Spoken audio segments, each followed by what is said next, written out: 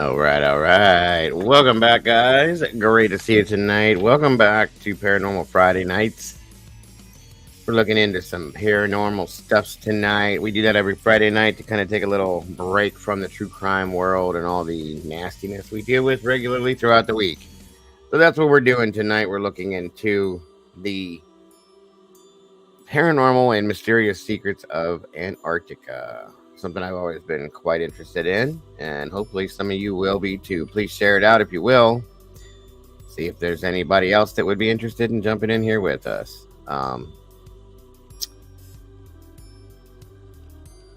And please make sure to hit that like button when you come through the door if you can. It is so greatly appreciated.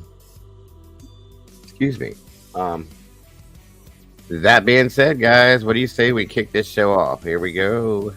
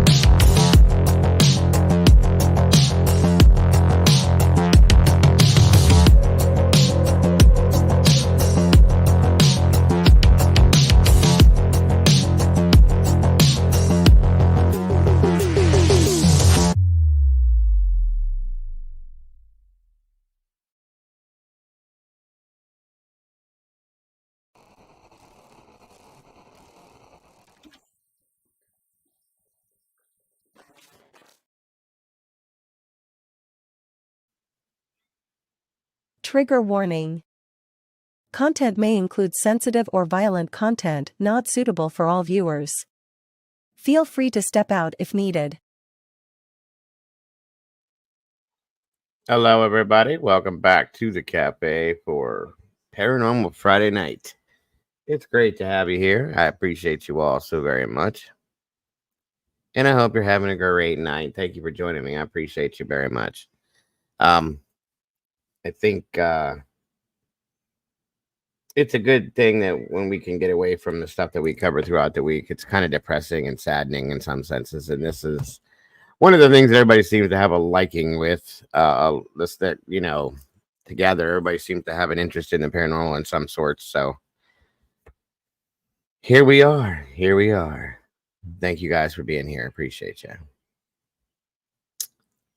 And I threw the trigger warning I threw up because some people do get scared. It's really nothing to be worried about, guys. There's nothing to be triggered about.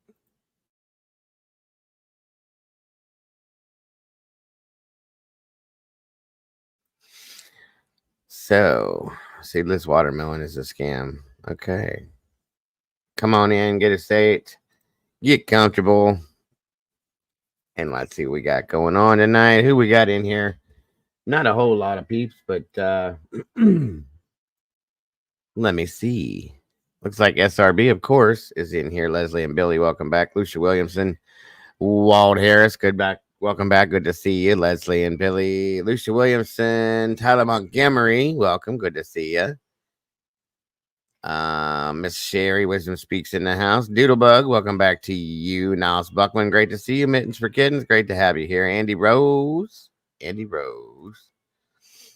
Always happy to have Miss Andy here. Hopefully she'll be joining me here in just a momento. Excuse me. Princess Sarah, welcome. Good to see you. Holly, welcome back to you. James Tate, always a pleasure to see you, sir. With Michelle Weddle. Hello. I think that's it. DS, welcome. Good to see you. Good to see you. Captain Jax is back in the house. Welcome back. Good to see you. Jack Russell died. What? No way. Bobby Old Dude's in the house. Welcome back. Vicky Harrison, great to see you. Take your time, Andy. Miss Paula, don't make me ask. I see you're popping in. No way. Jack Russell died. What? Let me look at something here.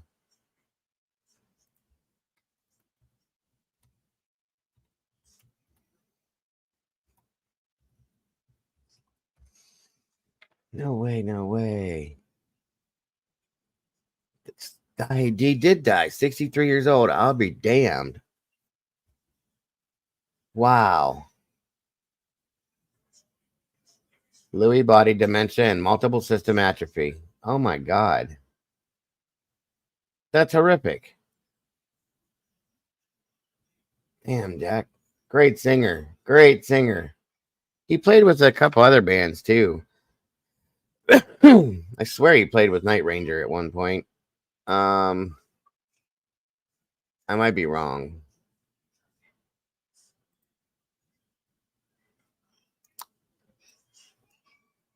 That is not cool at all. Well, shoot. Thank you, Kat, for telling me.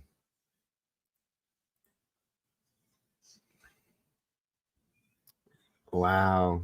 He survived the fire. A friend of mine from here played he's a bass player for them. He passed away in the fire that they the rest of the band survived. Unreal.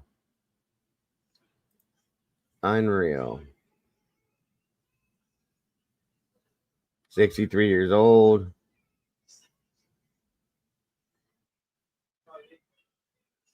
Definitely not cool.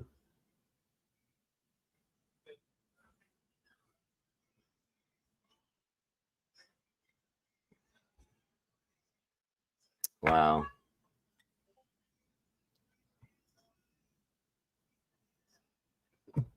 Rest in peace, Jack, and thank you for all the amazing music you gave us.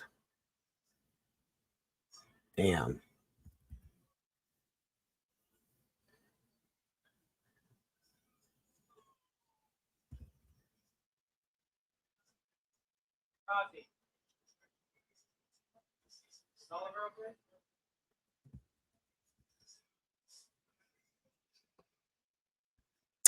Unbelievable. Well, so it does happen. Welcome, Miss Andy. Thank you for joining us. Hey, what's up? What's happening? Come on in, guys. Girls. Good to see you tonight. Hummingbird Moth, welcome back. Good to have you. Good to see you. Good evening, Digo. Always a pleasure to join a live that respects the differences of opinion or points of view. Don't ever change. I will definitely not. And thank you for that, Moth. Appreciate you. Bobby Old Dude, always a pleasure, my friend. Happy weekend to you as well. Damn, that really got me down. We lost another great one. Leslie Petrolakis, welcome to you. They tried to put the blame on him, but it ended up being ruled something different, Leslie. But yeah.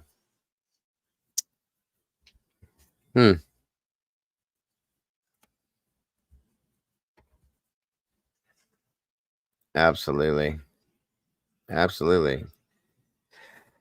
Well, that sucks, guys. I hate to see him go. I mean, they do.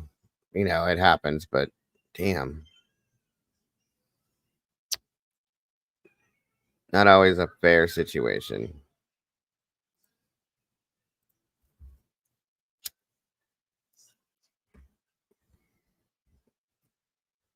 I went on a few dates with the guitarist sister who passed away in the fire. He was from Brookfield. Yeah. Yep. Yes, he was. Most definitely. Brookfield, Ohio, right down the road from where I grew up. He was an amazing bass player. I'm telling you, he really was. Guitar player too, but he had just got started with them and wasn't cool.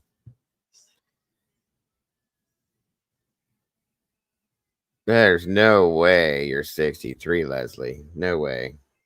If that picture's you, there's no way. Unless you found the fountain of youth, my dear.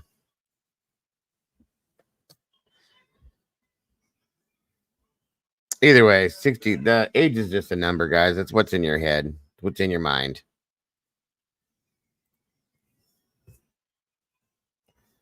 Where are you actually from, Walt? Like, where are you literally, like, from? Where'd you grow up at, sir?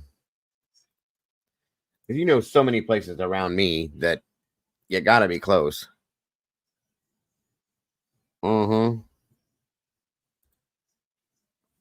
Yeah, the whole thing was really, really a sad situation. It was unreal. That whole crew who used to work at National Record Mart. Oh, God. At the Shenango Valley Mall. Yes. You are. Oh, okay. Sharon, PA. Got you, brother. All right. Hermitage, Sharon. So we got Walt's actually very close to me as well, just like Terry is. Very close together. But you are definitely not. You don't look 63, darling. I can promise you that much. There's no way in hell. But hey, it is what it is. Whatever works. Just 2 years younger than me, Miss Vicky. I see that. Like I said, age is just an age. It's just a number. The truth is how you feel inside.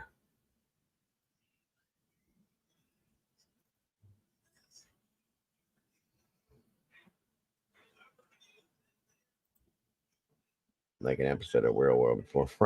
Right. Welcome, Wildfire. Come on in. There go now. The old man's playing once bitten, twice shot. Great song. The last band I played in, we used to play it. Well, the times are getting hot for you, little girl. Great song. Yes. Couple of the band members were from this area, truly. Great band though. They really were. They kind of had that it was the 80s rock look and sound, but they threw a little bit of a I always called it was a little bit of a like a how can I explain this? There was a twang to it, like hick rock or something they'd call it. You know what I mean? It was great stuff. I loved it. Great band.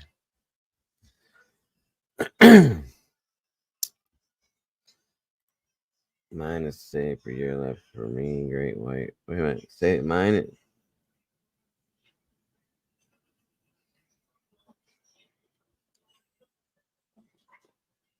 Yeah, it is. It is close to Youngstown, Miss Elizabeth. Are you from this area too? I'm very close to Youngstown. I grew up stomping around in Youngstown. We used to play downtown Youngstown. Two or three of the bands I played in downtown Youngstown. We played at the Penguin Pub down under. We played at the new music station. That's actually where I met the creature. I think that became Ernie McDougall's after that, and then we played at the Penguin Pub one time, or Pogo's one time.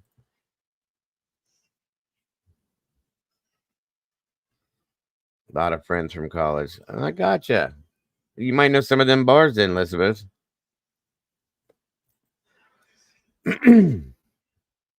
That's where I went to college in West Virginia. Oh, okay, I gotcha.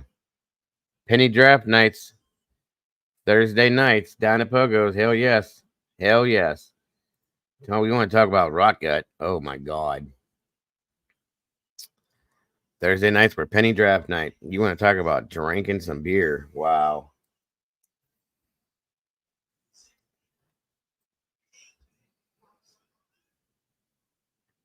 Where's Evie Marie been? I haven't seen her in a long time. Hope she's okay. Welcome, Susbusters. Happy Paranormal Friday to you, and thank you for the super chat. Appreciate that.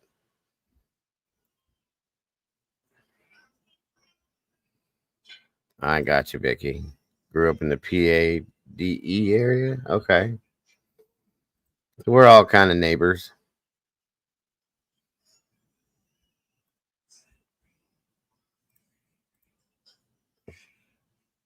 Lewy body dementia and multiple system atrophy. Huh. Thank you. Yes. Thank you so much, Sus. I hope you got my message earlier. I can't wait to hear from you so that we can get that situation rolling as well. Charlotte now. Okay. Good for you. Yeah, you're not missing much here in Ohio or in PA. We don't have much here. We do have one thing though. Walt could probably attest to this. That area that he's from and lives in. Are you here, Andy? Yeah, I'm here. Sorry, I didn't mean to. I wasn't trying to ignore you. I just didn't. You're Nah, so it's cool. damn. You're so quiet. We have a place called Daffins Chocolates. It's a factory, chocolate factory they have, and I think it's in Hermitage, and they make the chocolates there, and they have like a chocolate town that they built inside there, and a little thing. It's pretty cool in there, guys, and they have really good chocolate. So,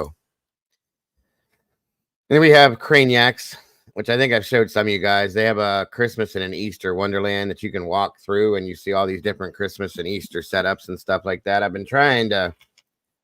I've talked about it forever that they should do a Halloween one too. And I'm excited to have you here, Sus. I love your name, Susbusters. You ever been to Daffins, Walt? By the way,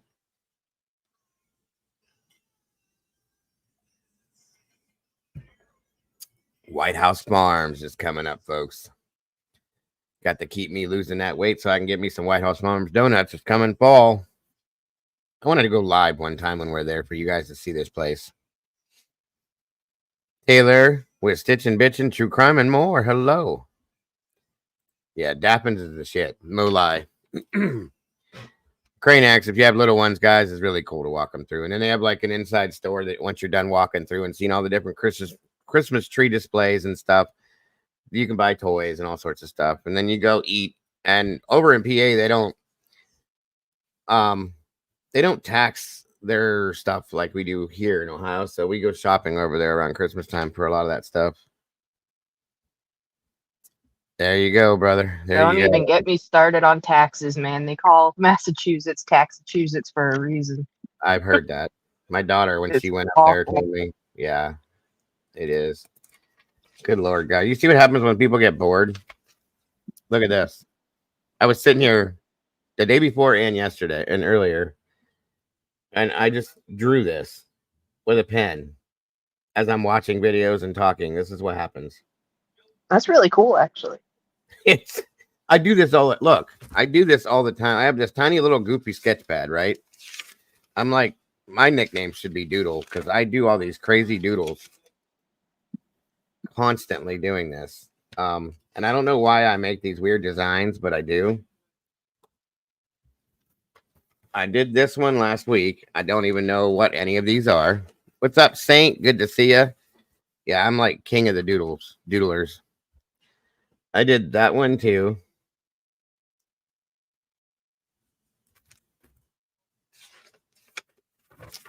And I did this one.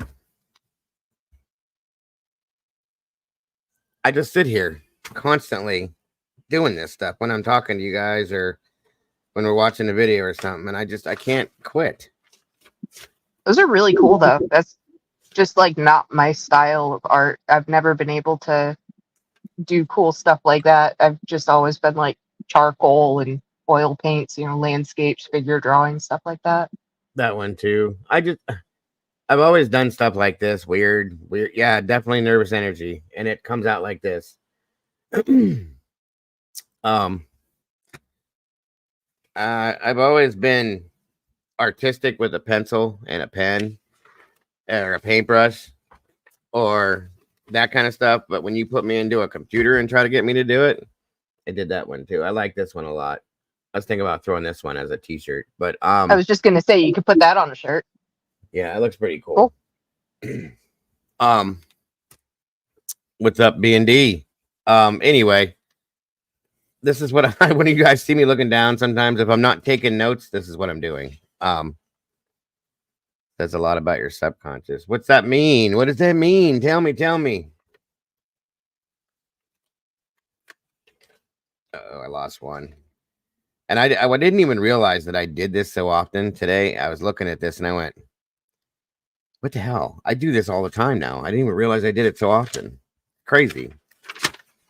I'm constantly doodling. I've done this since I was a kid too. That's the weird thing.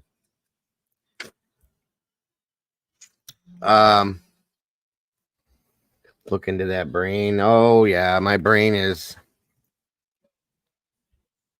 it's a mess. For sure. Anyway. I used to be. I was supposed to go to the Pittsburgh Institute of Art. That was a plan. Things don't work out all the time, though, do they? Nope. I'm good at sculpting, too. And then, well, I think I told you guys, I'm a right-hander. I'm always right-hand. Welcome, Mystic. Good to have you here tonight. What was I saying? I just want to say, as somebody who did actually go to art school, it was a waste of time and money. Oh, yeah. You didn't miss out on anything. No, I was supposed to go to Pittsburgh. I had I got a couple minimal art scholarships through school, all that fun stuff. And then a baby happened and I started working. So that's why I took those theatrical makeup special effects classes and stuff. They went out of business, so you made the right choice. Yeah, I heard that. They shut down, which was pretty crazy. They were around for a long time. I think you would make a good profiler. Oh, I've been told that before already. Saint, I have been told that before. I look at detail. I'm very detailed. If you look at what I do, somebody else told me that. It's funny you said that. When I do this stuff, I did tattoos too. But when I do this stuff, I'm very specific with specific little things, right? And somebody told me that I pay attention to detail on things, and the same thing what you said about the profiling thing, and it's what it is. So I look at I'm the same way. I pay attention to details and I pick up on patterns. Yep. Yeah. And I don't know, maybe that's why I'm so into crocheting. Oh, I can guarantee you that's what it was. Let me see, Molly. I think I did. Hold on, guys. Let me.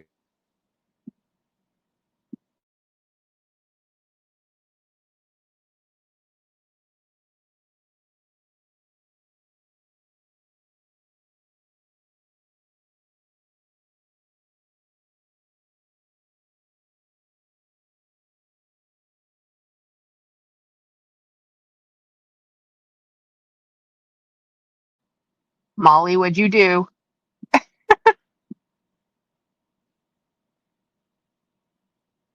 I can't tell if those are good faces or bad faces.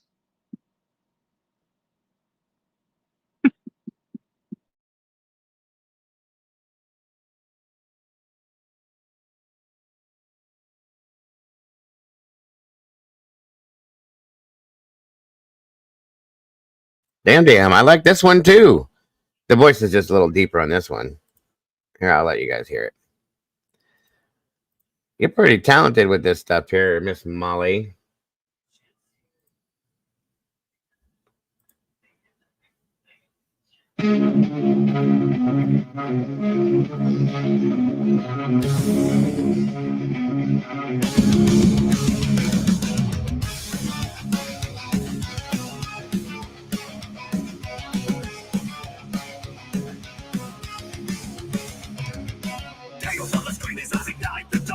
the shadows, he's igniting sparks.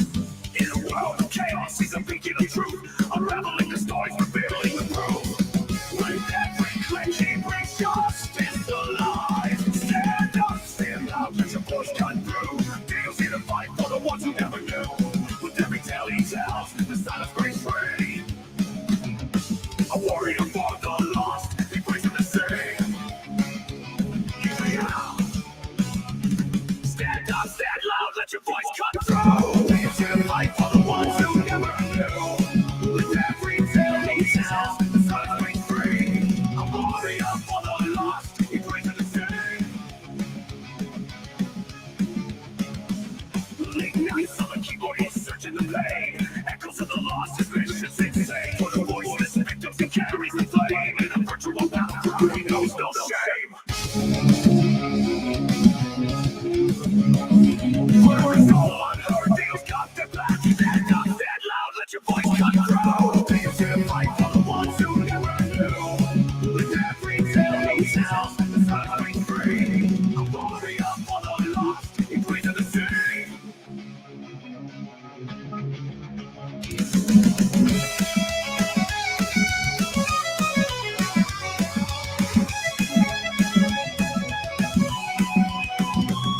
Stand up, stand loud, let your voice cut through. Take us in and fight for the ones who never knew. With every tale he tells, the silence breaks free. A warrior for the lost, he prays in the sea. He prays in the sea. Yeah.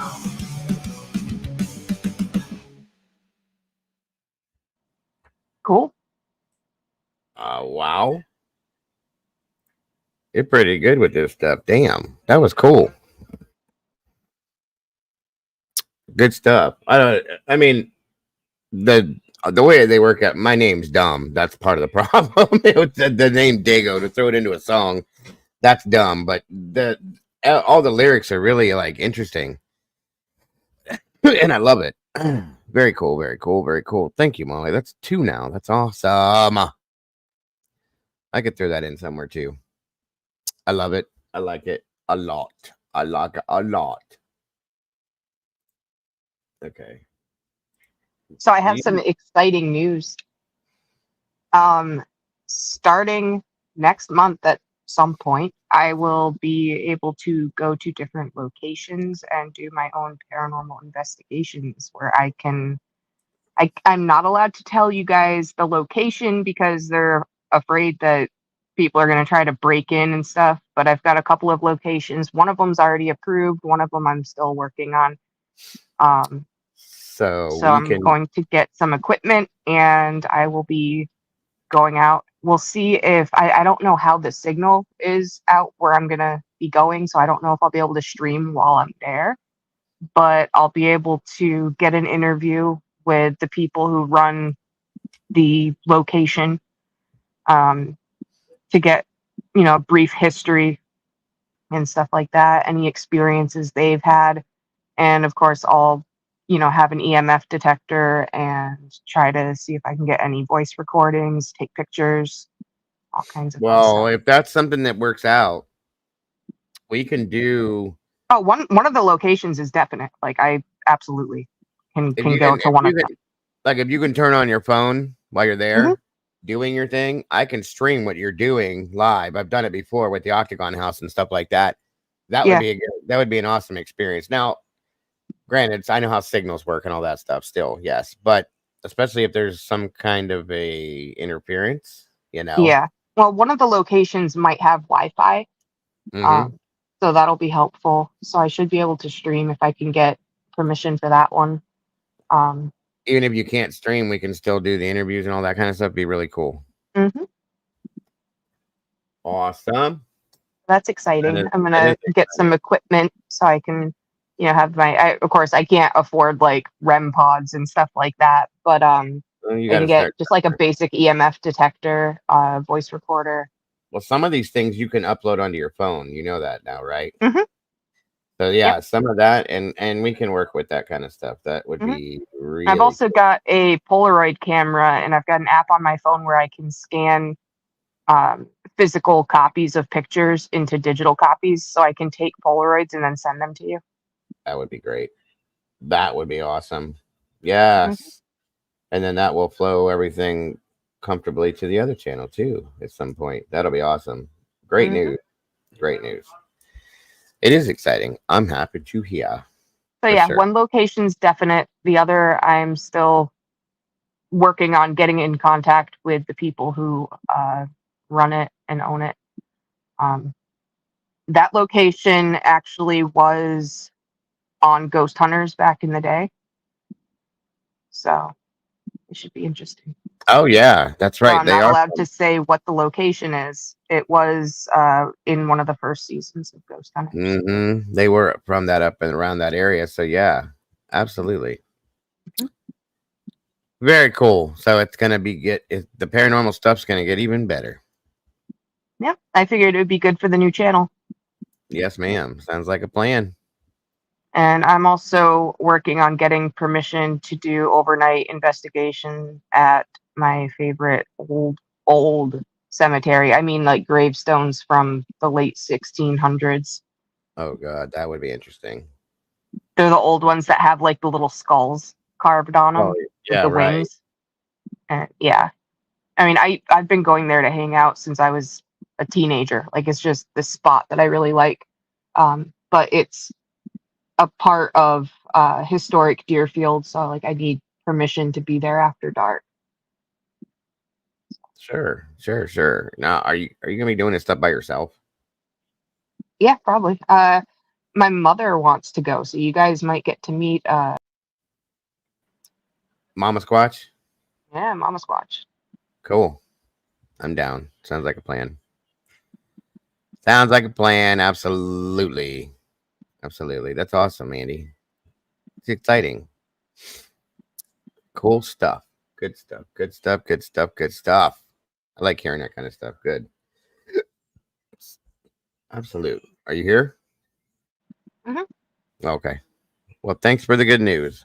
Yeah, I think it'll be fun to have, our own original content and do like actual investigation. It helped. Yeah, for sure. Definitely. Wait, what? It's an ADHD teaching I do also, but I write my name. Yeah, the doodling. I do the name thing constantly. I write my name 70,000 different. I write my whole family's names. I don't know why. I've always done it. My handwriting is like, everybody's always told me I have the best handwriting for a guy. That's because that's all I do is write my name and stuff constantly. I've always done it. And I'm very OCD about it. If it don't look right, guess what? It goes in the garbage and I do it again. So it's like, yeah. Very cool. What the hell? Oh, okay. What's up, Siggy? Welcome. I was just waiting a few minutes to see if anybody else pops in here before we took off. So tonight, guys, we are jumping into, we're going down to the furthest point we can away from where we're all at, to the coldest place, Antarctica. And there's a lot of stories and theories and just all sorts of things about what goes on in Antarctica, what has gone on in Antarctica, and why you're not allowed to get on a plane and fly there and get off a plane and walk around and just visit. You're just not. Why? I'd like to know that myself, but you can't do that. They say it's because the temperatures are too cold and it's dangerous and blah blah blah and so on and so forth, but I think there's more to it than that, to be honest with you. That's my opinion. It's aliens. Spoiler alert. Could be. It's aliens. Could be. Could be the extraterrestrial stuff that's down there, or just saying. And it's very hard. That's another thing I found. Andy did it. She couldn't. She had trouble finding stuff too. But it's very hard to get things from down there or from there that you can show, because nobody gets to film things and show things from there. It's really, really hard. There are things, don't get me wrong, but very, very minimal stuff. It's really crazy. I have a friend that has always been interested in that, and I talked to him not too long ago, which is what brought me to this conclusion to do this for tonight. And he's been following it since we were like in high school, truly. And he's like, yeah, dude. He goes, it's just it. There's stuff. And there's a lot of military stuff that's involved in that. Yes, get your scuba gear, Molly. Um, a lot of military stuff. And you got to ask yourself why. Why would military installations put places in a place where there's nobody? Wonder, huh? Because if you don't have a real big population in an area, you can do whatever you want, pretty much, right? Nobody's going to see you. So yeah, let's send our president there, right, Saint? Molly, B&D. Yep. Molly getting her. Okay, listen, I got to tell this story. Santa Ghost lives in Antarctica. Yes. So, and it's probably going to embarrass her, but it was cute and funny at the same time. So, Molly and I were looking at a map one night for a while. And I asked her a question, and I said, can we go? It was an ocean we were looking at, and I said, can you go down any deeper into the? Because she's a map freak. She's a connoisseur of maps. She does things with maps like you wouldn't believe. So I said, can you go any deeper to the ocean floor on this map and look at anything? She said, yeah. And then it went dead quiet, and I'm like, it was on Google Earth, yeah. And she's dead silent. I'm like, are you there? And she went, oh, yeah, I'm here. I said, what's wrong with you? She's like, it wasn't Antarctica. She said, I was holding my breath. I said, you were what? She goes, yeah, I was holding my breath. I said, what the hell are you talking about? As soon as she went under the water and started heading down to the bottom, started holding her breath. I said, Molly, it's not real water. You know that, right? She goes, I know, Dago. That's why. Shut up, like that, you know. So she actually held her breath as she went down under the water. I actually do that when I'm watching movies where people are like underwater for a long time. I have no idea why. It's just something I've always done. It's a psychological thing because I looked it up. Yeah, she didn't know. She didn't realize it until she got dizzy. She made that noise and went, what's wrong? I'm dizzy. It's like, I forgot to breathe. I was holding my breath. I'm like, what do you mean you're holding your breath? We're not really there. It was crazy. Thank you, Miss Paula. It was crazy. A cat needs scuba gear to go look at the map. Yes. Yeah, it was interesting. I was lapping for hours. It was insane. Literally insane. But it was good times, guys. Good times. You can't go wrong with it. Let's see what we got. Yeah. I don't know if you guys are familiar with some of the stories that have come out of Antarctica. Obviously, there's a lot of talk of alien existence there, things that are buried that have been found there, buried in the ice. There's just a lot. There really is. So, and a lot of people have asked that question, like, why can't you go to Antarctica? Good question. So I have a few different things we're going to look through. A couple of them are kind of goofy, so bear with it. The rest of them, it's very interesting stuff either way. Even when it's goofy stuff, it's still entertaining. Right. Elizabeth said, Molly, I can provide counseling. Thank you very much, Elizabeth. We appreciate it. So, again, and thank you guys to anybody that donates to those links. I appreciate that very much. We don't expect it, guys, but it does help in a lot of ways to keep us running. So, thank you very much. So, let's get started with this here. This is why you can't go to Antarctica. I may, Hummingbird. I don't know for sure because some of the stuff I didn't get a chance to like deeply go through. It was stuff that I had looked at before, and so there's that. But anyway, For the stuff that I sent you, we might have to put up a fair use disclaimer and like pause and give commentary. No, it's I fine. don't know if you're gonna get a strike from it or not, but it was there isn't a whole lot. There's a lot of like stories, but there's not a lot that we can share. No, right. No, it's okay. Like I said, just bear with us, guys. This is hard stuff to put out, but it's so ridiculously interesting. Thank you, Miss Paula. Gifted a membership to the cafe. I don't know who got it, but whoever you are, congrats. Welcome to the sauce, or welcome back. And it's great to have you in the community and the family. We It appreciate went to you. Saint. Well, congrats, Saint. Welcome to the sauce. Welcome. New meatball in the house.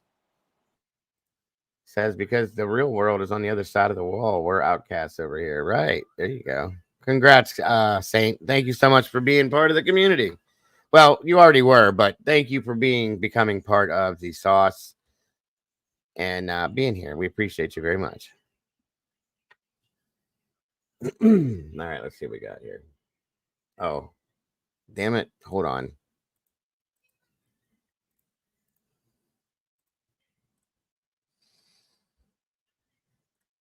Yep, you are officially a meatball. Forget about it. Imagine the year is 1840, and you're a Bonnie sea captain in the far South Pacific when you come upon an incomprehensibly large wall of ice. It's a mile high and stretches as far as the eye can see in each direction. So you sail to the right to see if you can find a way around it, and you sail and you sail and you sail, and no matter how far you go, it never ends. And in fact, you wind up right back where you started. It is a literally impenetrable ice wall that you can never cross. Obviously, this is where the world ends. And obviously, this ice wall was built to keep us from falling off the edge of the earth. And obviously, the world is flat. Except no, any Bonnie sea captain worth his salt would have known that the earth was round in 1840. He would have known that he was traveling around in a circle. Nobody thought Antarctica was the end of the world. But in terms of accessibility, it might as well have been. Antarctica is a harsh, punishing, deadly place. It's next to impossible to survive. So even though the world did not end at Antarctica, it is kind of like a new world begins. There's a reason NASA trains astronauts for future Mars missions in Antarctica. It's basically another planet down there. People have only taken up residence in Antarctica in the last 100 years. It's still very much unexplored lands. In the old days, unexplored lands were rife with legends and myths and speculations. There be dragons and whatnot. And Antarctica is no different today.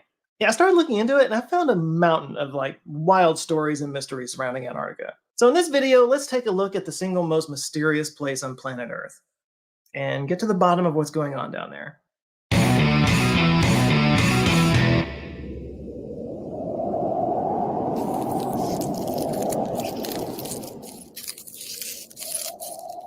If there's one word to describe Antarctica, it's desolate. An endless landscape of white snow and ice, simultaneously one of the driest places on Earth and home to 60% of the Earth's fresh water. All of it locked up in an ice sheet that covers 99.6% of the continent. A continent that's way bigger than you might think. In most map projections, you only see a little sliver of landmass at the bottom of the map, or it gets divided up in some way. But it's more than twice the size of Australia, and big enough to cover the United States, Mexico, the Gulf of Mexico, and most of the southern Canadian provinces.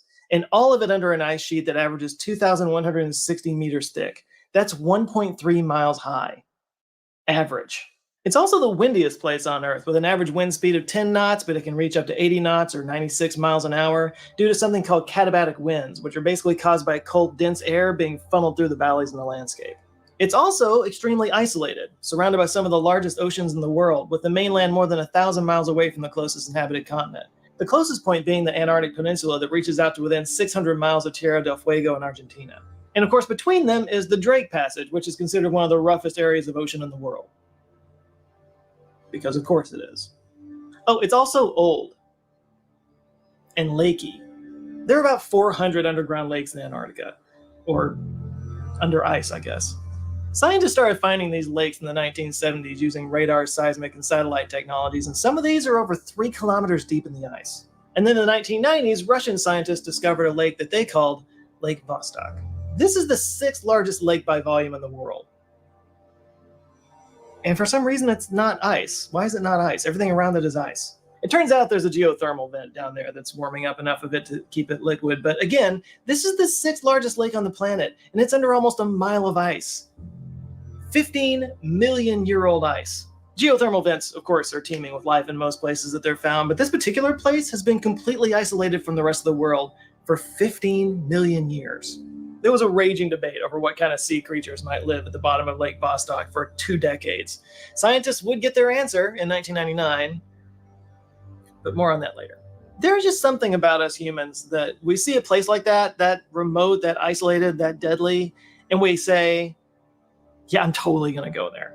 So, starting in the early 20th century, it was also the site of a string of tragedies as explorers raced to be the first to the South Pole.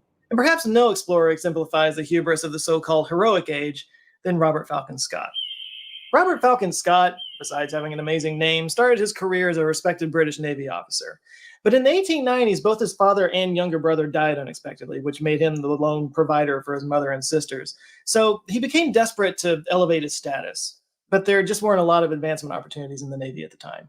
And then in 1899, while home on leave, he had a chance encounter with the president of the Royal Geographical Society, a guy named Clements Markham. And he was funding an expedition to the South Pole, and he needed a commander. So yeah, Robert Falcon Scott jumped at the chance. So in 1901, he set sail on his ship Discovery with fellow explorers Ernest Shackleton and Edward Wilson.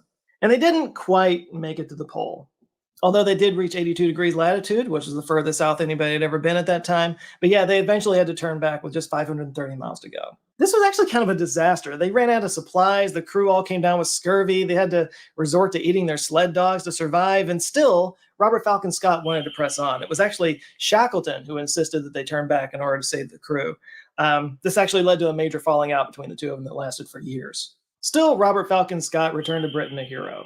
They did cover new ground and made new geographical discoveries. There was a scientific component to this trip, so a lot of cool science was done. And to the British public, who had been kind of demoralized at this point in history, he was kind of like proof that Brits still had some fight and pluck in him.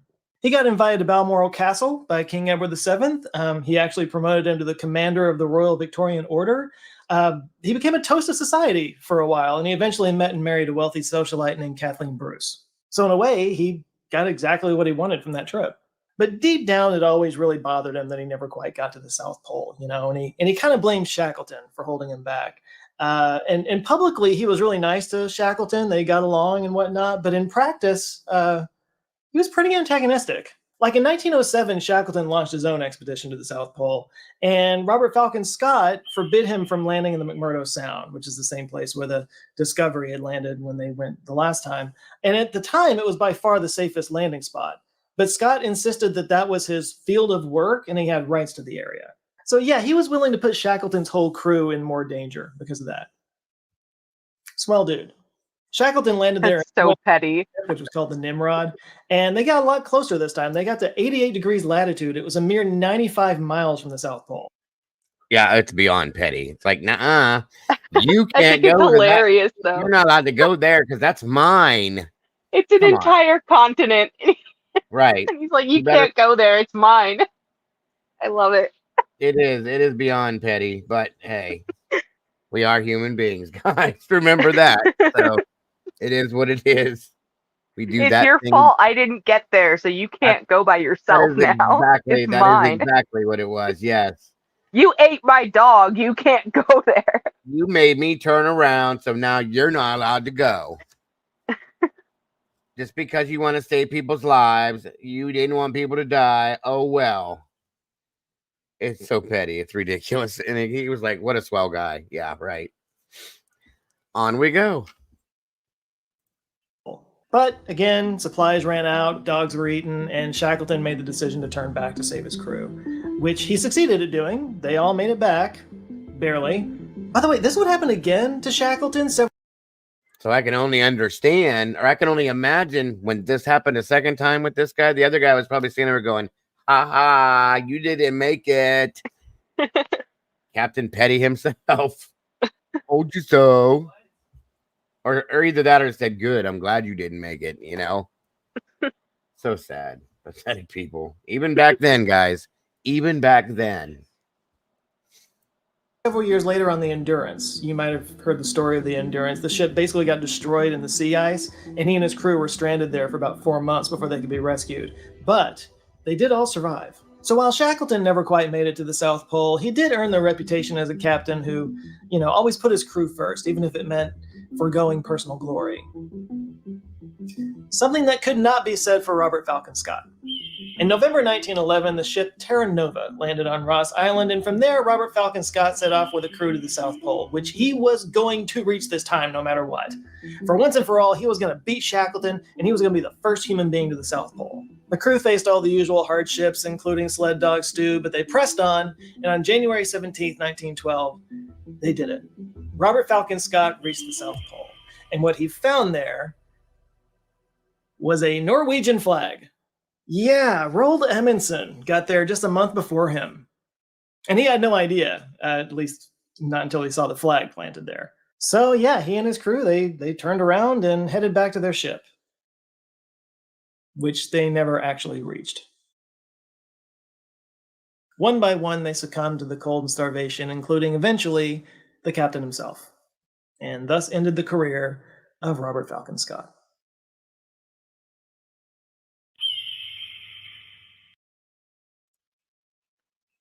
So they did all that just so that they could look at They the fact get there and they're like, oh shit, somebody else beat us. Norway And beat then them they there. try to go back and they all died. What a waste. Wow. Oh, what a waste. It's like that's sucks. actually, I'll be honest with you. To me, that's kind of karma.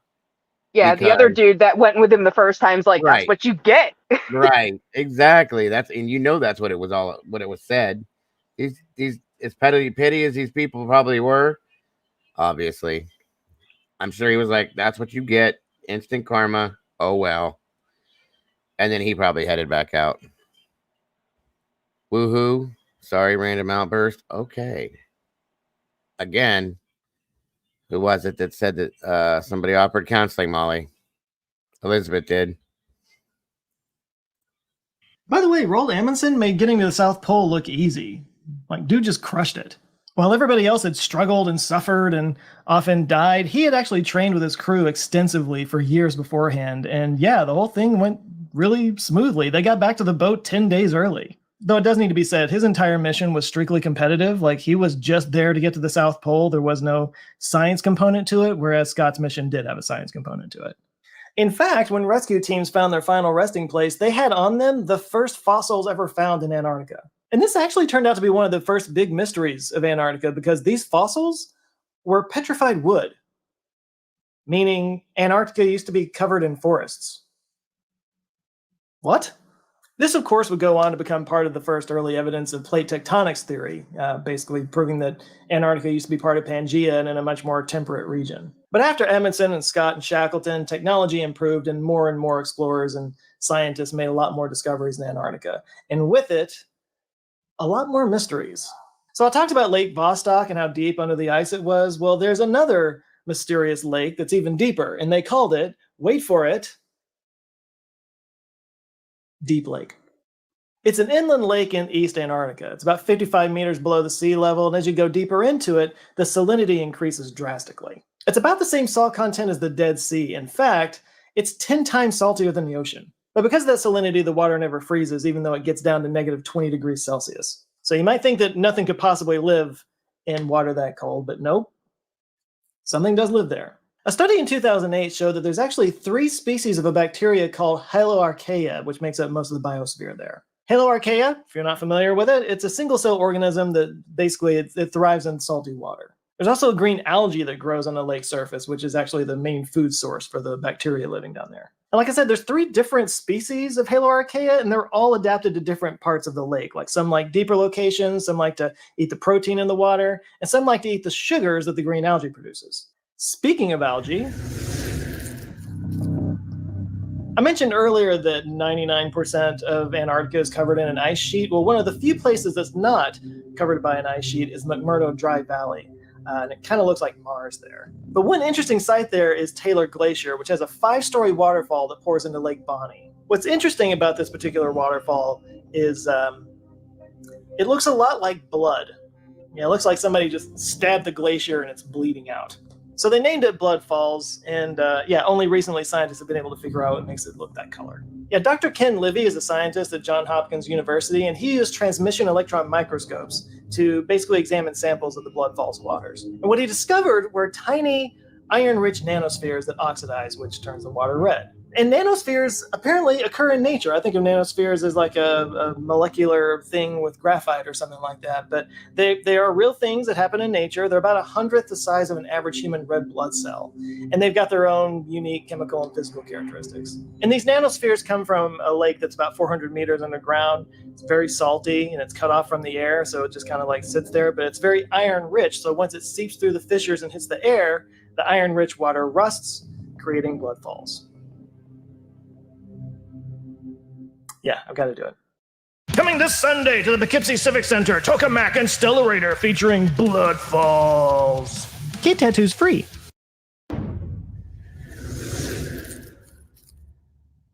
Antarctica's largest ice shelf is the Ross Ice Shelf, named after Dr. James Clark Ross, who discovered it in 1841. And when I say large, I mean it's about the size of France. It covers over 500,000 square kilometers. It's also several hundred meters thick. All of that, very interesting. What really makes it interesting is that it sings, kind of.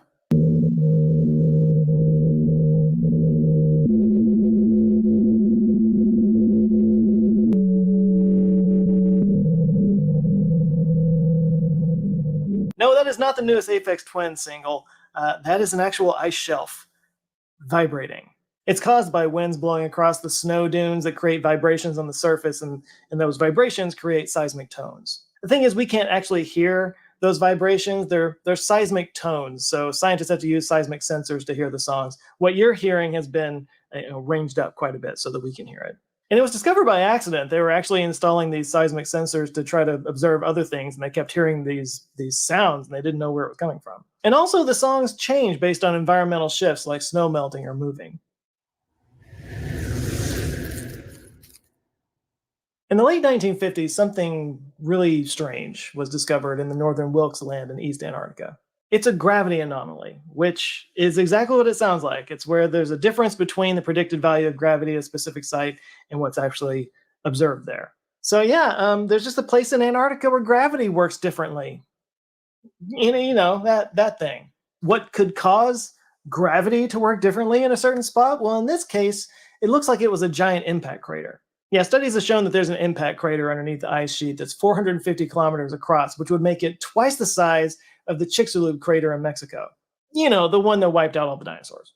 NASA is actually who found this gravity anomaly as part of their Gravity Research and Climate Experiment mission in 2006. Now, there's still studies to be done here. It's not completely confirmed yet, but if this were an asteroid impact, they think it might have actually been strong enough to break up Gondwana land as the supercontinent that separated Australia and Antarctica. In 2017, a giant hole opened up in Antarctica. How big is this hole? It's the size of Ireland.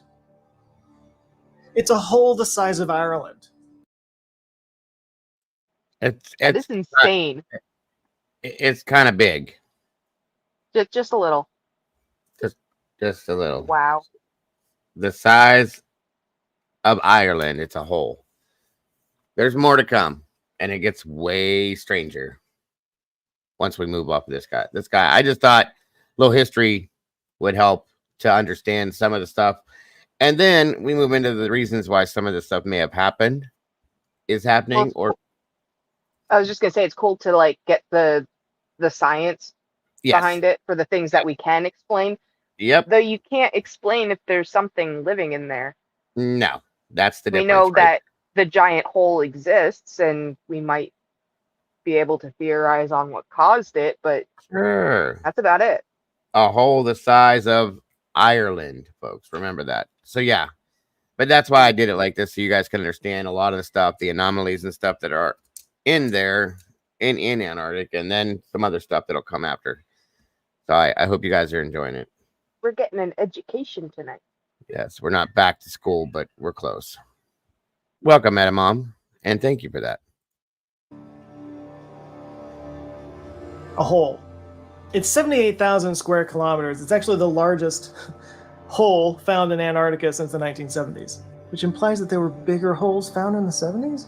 It's a structure called a polynya, which is basically an area of open water and sea ice. It's located in the Weddell Sea in the Southern Ocean, and it formed basically because the warmer water in the deeper parts of the sea pushed the warm water up, causing the ice on the surface to melt. And then as the water makes contact with the cooler surface water, it sinks again. And then it's reheated and pushed to the surface, and this goes on over and over again. Now, there's a lot of these types of holes, these polynyas, that have popped up in the sea ice all around Antarctica, but this one is massive, and they're still not exactly sure how one this big could form with the methods that they're aware of anyway. So it's a bit of a mystery. In 1964, the British Royal Navy's HMS Protector visited Beauvais Island, which is located here between the Cape of Good Hope and Antarctica. And while there, they found a lagoon and a waterlogged lifeboat.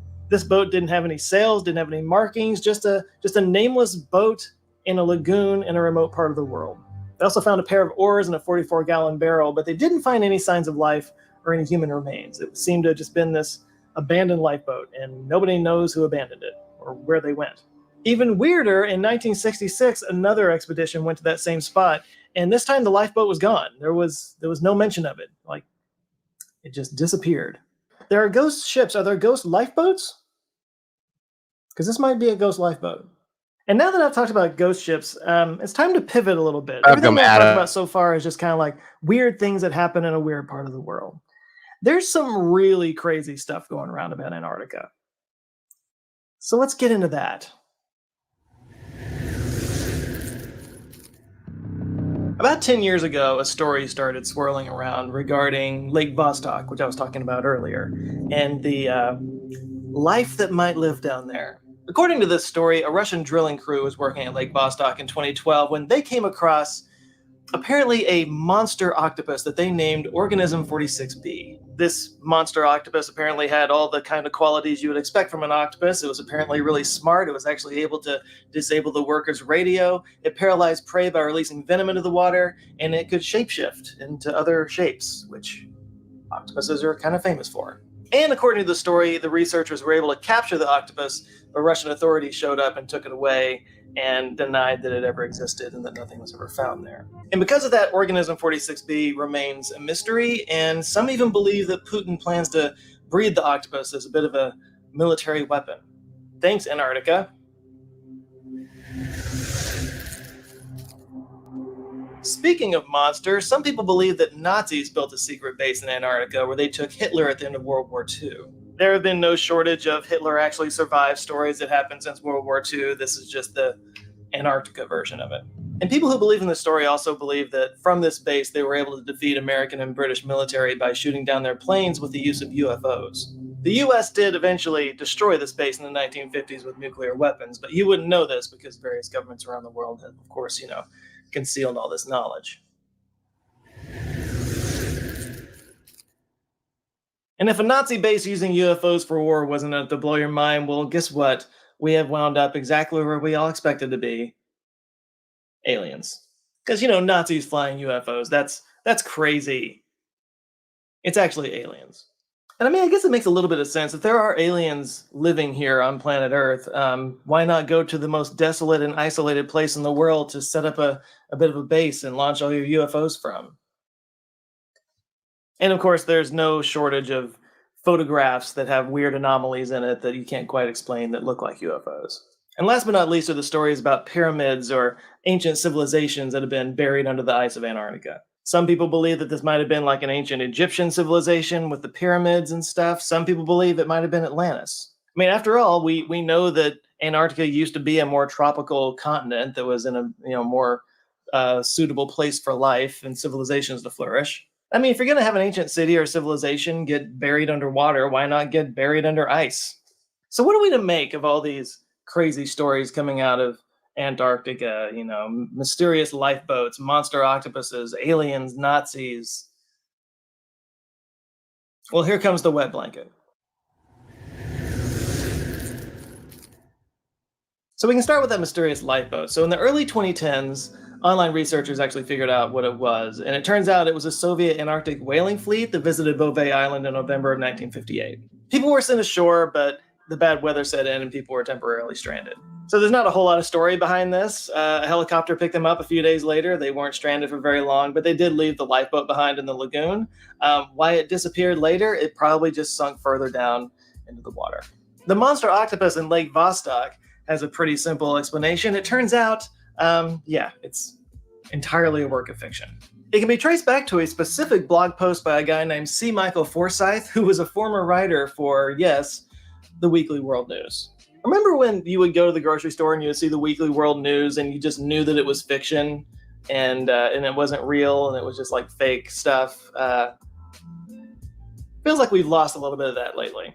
Yeah, I guess the Weekly World News isn't really around anymore, but he published this on his own personal blog page and it was clearly labeled fiction. I guess this is kind of like the Sergei Ponomarenko video that I did. It was a story that kind of took on a life of its own, and it turns out the whole thing was made up.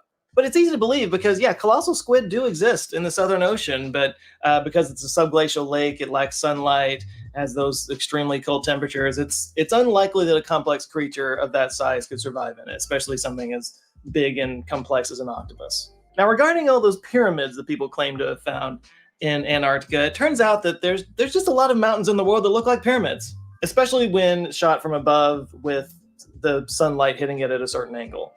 And in Antarctica especially, you have a lot of like the tops of mountains kind of peeking out above the glacial ice, which it looks like the size of a pyramid, but it's actually a full-on mountain. You just don't see most of the mountain. This, by the way, is called a nunatak. That's a mountain or a hill surrounded by glacial ice. In fact, there's a whole range of mountains in Antarctica called the Ellsworth Mountain Range. It was discovered in 1935, and it features a lot of these pyramid-like shapes. This one in particular is 1,265 meters tall from the base of the mountain to the top, but all we really see is the top of that mountain sticking out of the ice. So it looks like pyramids to a lot of people. Now, as far as the Atlantis story goes, ice has covered Antarctica for 15 million years, which is way longer than humans have walked the Earth. So if we were somehow able to establish an ancient civilization at the South Pole, it would have only happened after everything was completely frozen over, which seems impossible considering the temperatures and the fact that there's just not a whole lot of food there to stay warm and nourished. So stories about Atlantis are usually vague and lacked any solid facts. So when Asians and Europeans talked about unmapped places in the past, they could have been talking about Australia or Oceania. So now we get to the Nazi conspiracy theories, and here's the deal about that one. There's a little bit of truth to it.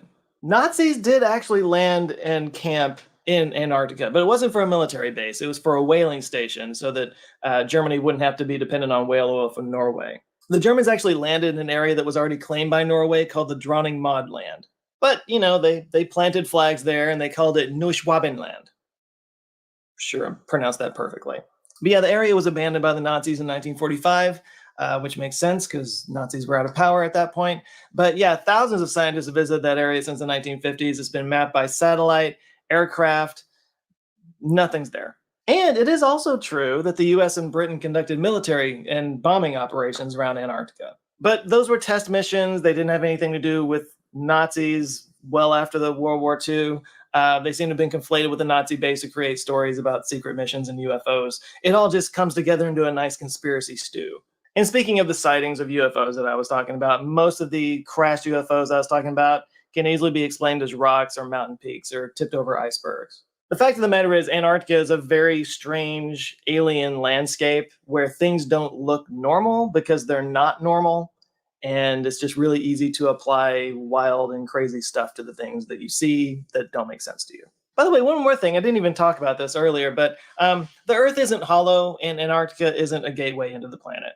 The hollow Earth theory actually goes back to Edmund Halley, the same guy behind Halley's Comet, who came up with the idea in the 17th century. But this theory has been disproven since the 1730s, and modern science has proven that the Earth is actually composed of rock and iron. It's all right there.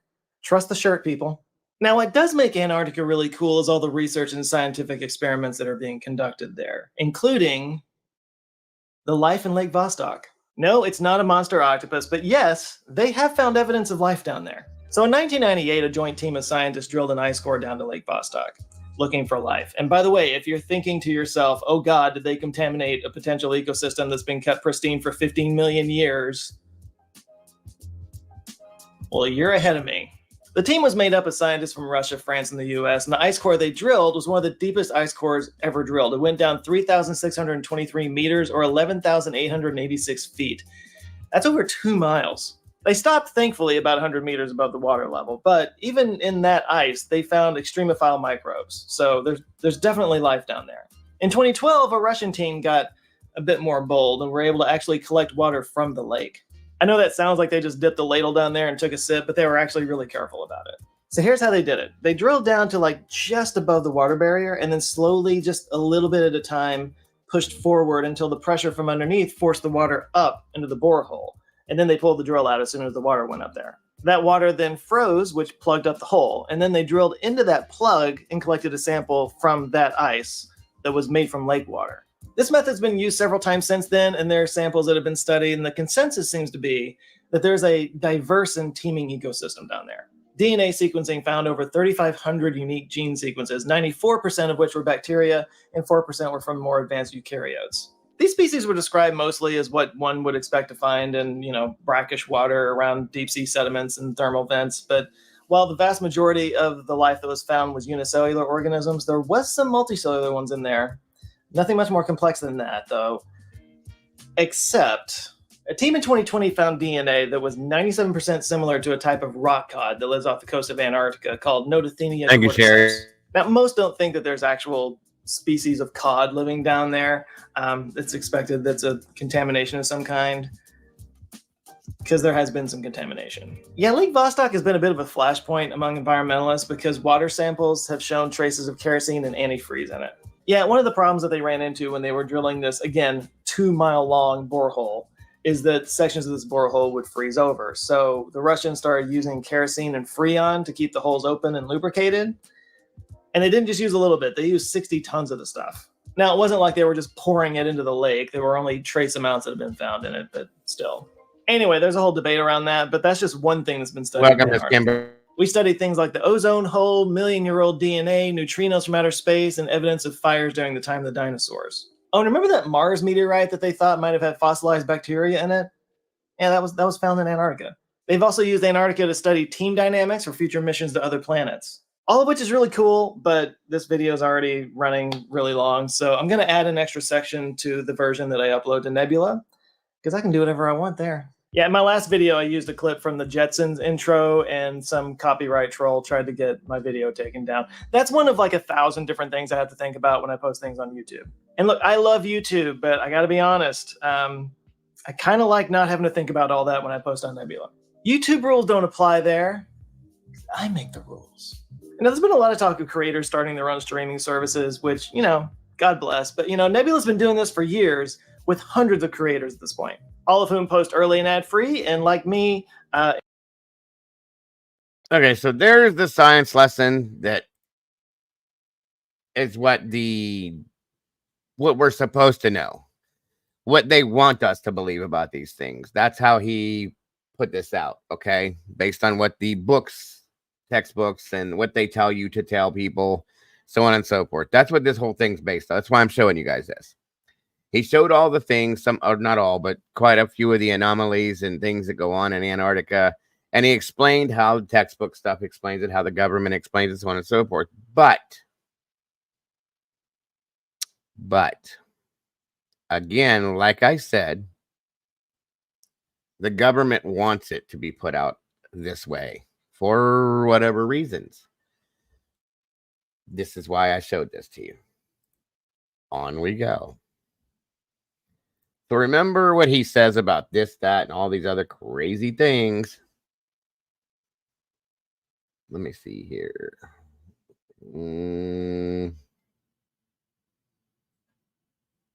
Where are we at? Where are we at? Where are we at? 1 second, please.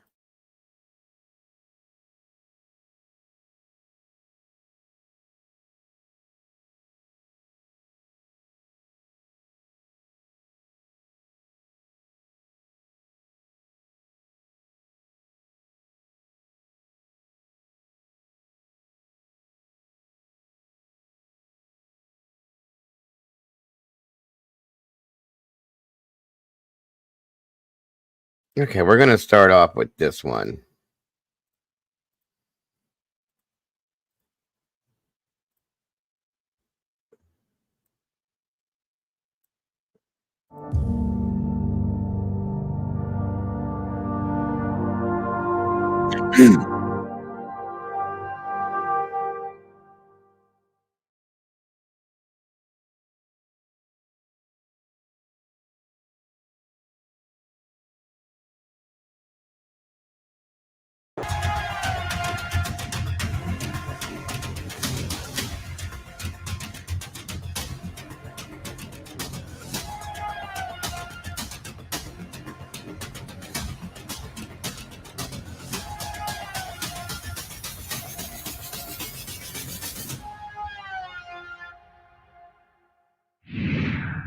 Conventional wisdom suggests that the Earth is essentially a solid spherical mass, with an inner core of solid iron encased in a layer of molten iron, followed by stiffer mantle and the crust, before heading to the surface on which we all live. However, although this theory is almost universally accepted as absolute fact, it is only an educated guess, with no solid proof to back it up. The fact is that we have never been anywhere near to the center of the Earth. So, with that in mind, theories that state the Earth is in fact hollow and even able to support life should be treated the same way as the widely accepted aforementioned theory.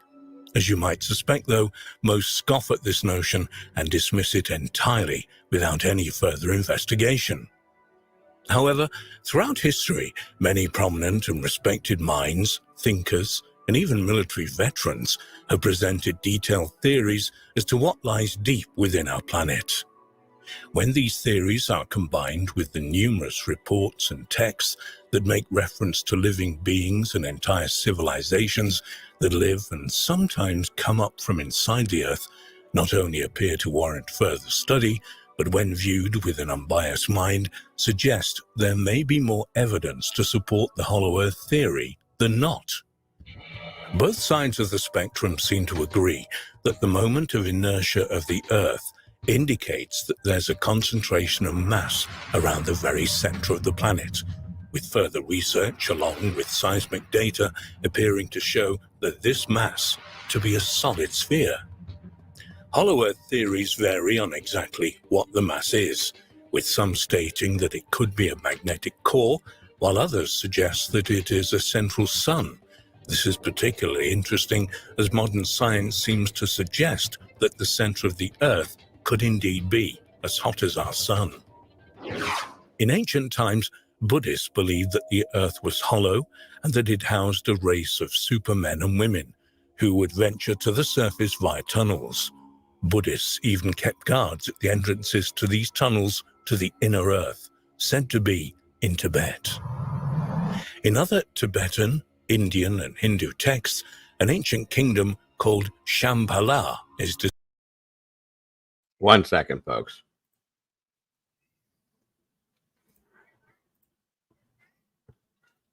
Oh, shoot. Sorry, 1 second.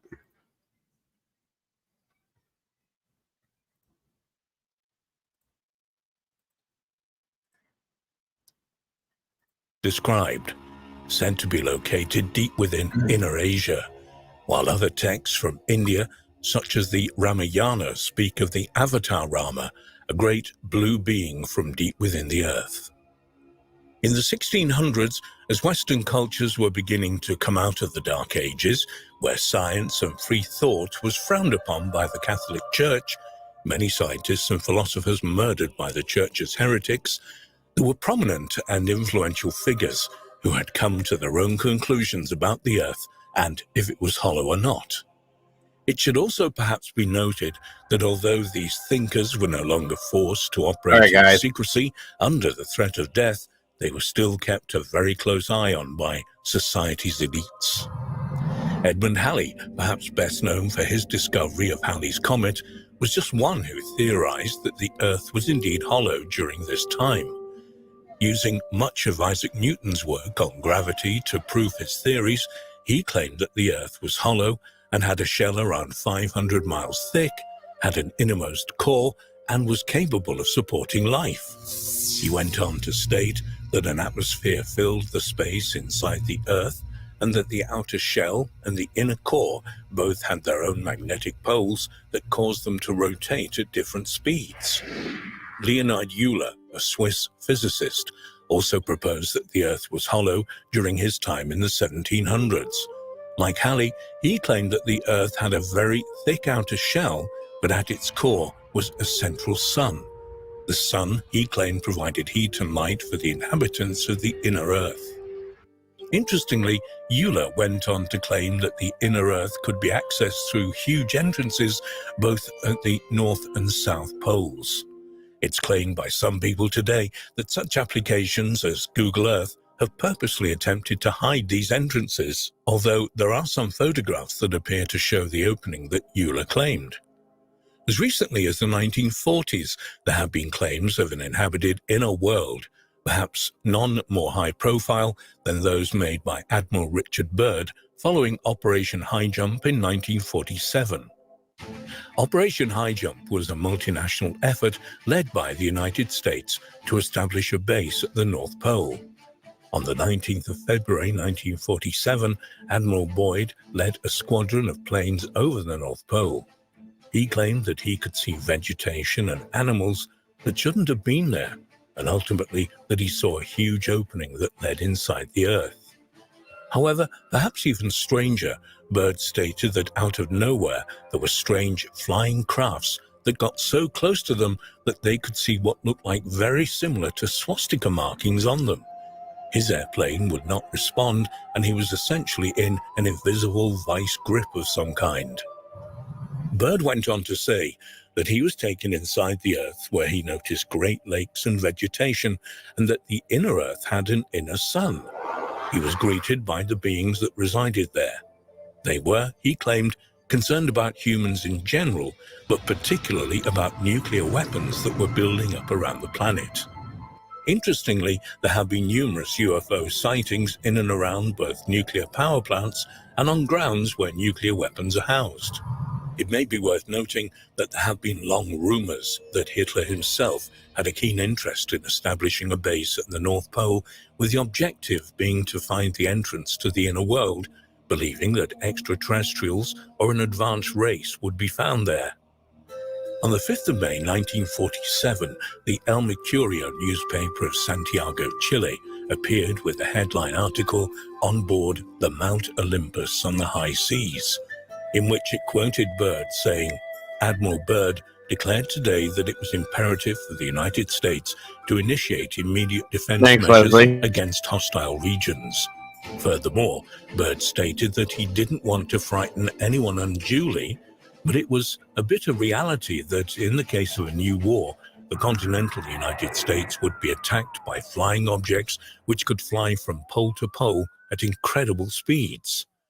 Like Euler 200 years earlier, he also claimed that there were huge entrances to the inner Earth at both the North and South poles.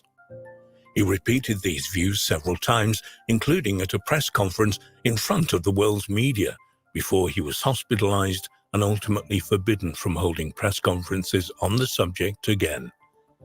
Byrd died in his sleep in 1957, maybe predictably, maybe not.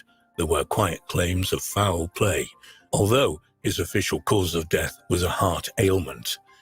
Perhaps also worth checking out is Byrd's son, Richard Byrd Jr., who was 6 years old in 1947 and had accompanied and witnessed his father's claims. He was found dead mysteriously in a New York warehouse and had, by all accounts, had various trying times during his life.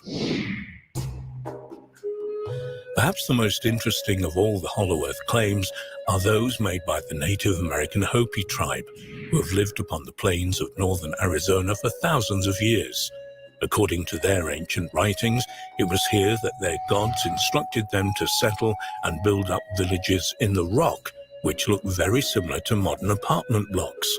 Here, they were taught to grow corn, beans, and squash, and thrived as a civilization.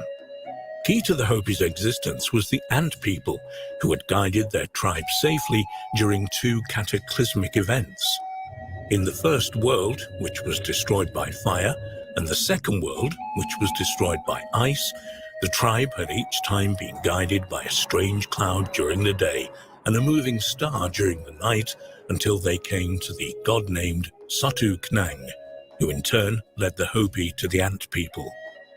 The Ant people had lived on Earth since the first time and now housed themselves deep within the planet. They offered the Hopis safety until it was safe to return to the surface of the Earth, and also taught them skills such as food storage, rationing, and how to sprout beans inside the cavern under the ground. Not only is this another reference to the Hollow Earth theory, but it also lends a certain amount of support to the ancient astronaut theory and the Anunnaki.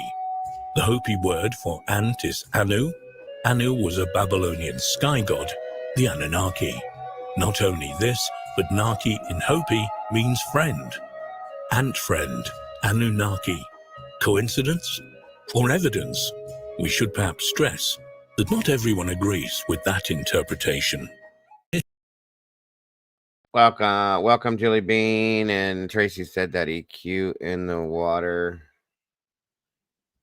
off Japan was very interesting, scary as anything, though. I'm listening. Well, you weren't listening before, Tracy? Come on now. Great to see you, Jilly.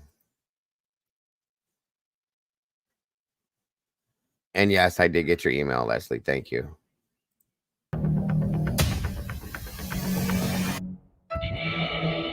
European satellite has revealed the tectonic underworld below the frozen southernmost continent. Researchers have created incredible 3D maps of Antarctica's tectonic underworld and found that the ice has been concealing the remains of an ancient supercontinent's spectacular destruction. It's well known to scientists that the exact geological makeup of Antarctica's innermost land, located in East Antarctica, is yet to be discovered. What else awaits discovery in this mysterious continent? Antarctica today is divided into 3 distinct regions: East Antarctica, West Antarctica, and the Antarctic Peninsula, with each area containing a different topography beneath. The ice of the Antarctic Peninsula, for example, conceals a spine of mountains projecting northwest from the inside of the continent. East Antarctica, the largest area, includes flat plains as well as mountains.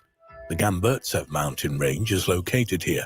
Its mountains extend for 750 miles, with peaks rising above 11,200 feet, roughly the same height as the European Alps. This range is completely covered by over 2,000 feet of ice. The ground in West Antarctica is almost completely below sea level. The ocean bowl beneath this section was created during the last ice age, when the weight of the ice, which was considerably thicker at the time, pushed down on the bedrock. But what else lies beneath the ice on this enigmatic continent? In November 2018, news outlets around the world reported that incredible data about Antarctica had been obtained from a defunct European satellite. Launched on March 17, 2009, the Gravity Field and Steady-State Oceans Circulation Explorer, the GOCE, was the first satellite of the Living Planet program, which is the European Space Agency's Earth Science program. It orbited Earth between March 2009 and November 2013, and its task was to measure the pull of the Earth's gravity more precisely than any mission before. Using data from that satellite, the researchers from Kiel University in Germany and the British Antarctic Survey examined Antarctica under the ice. Analysis revealed rocky zones known as cratons in the Earth's lithosphere, a zone between the planet's crust and mantle. Cratons are the core regions of most tectonic plates.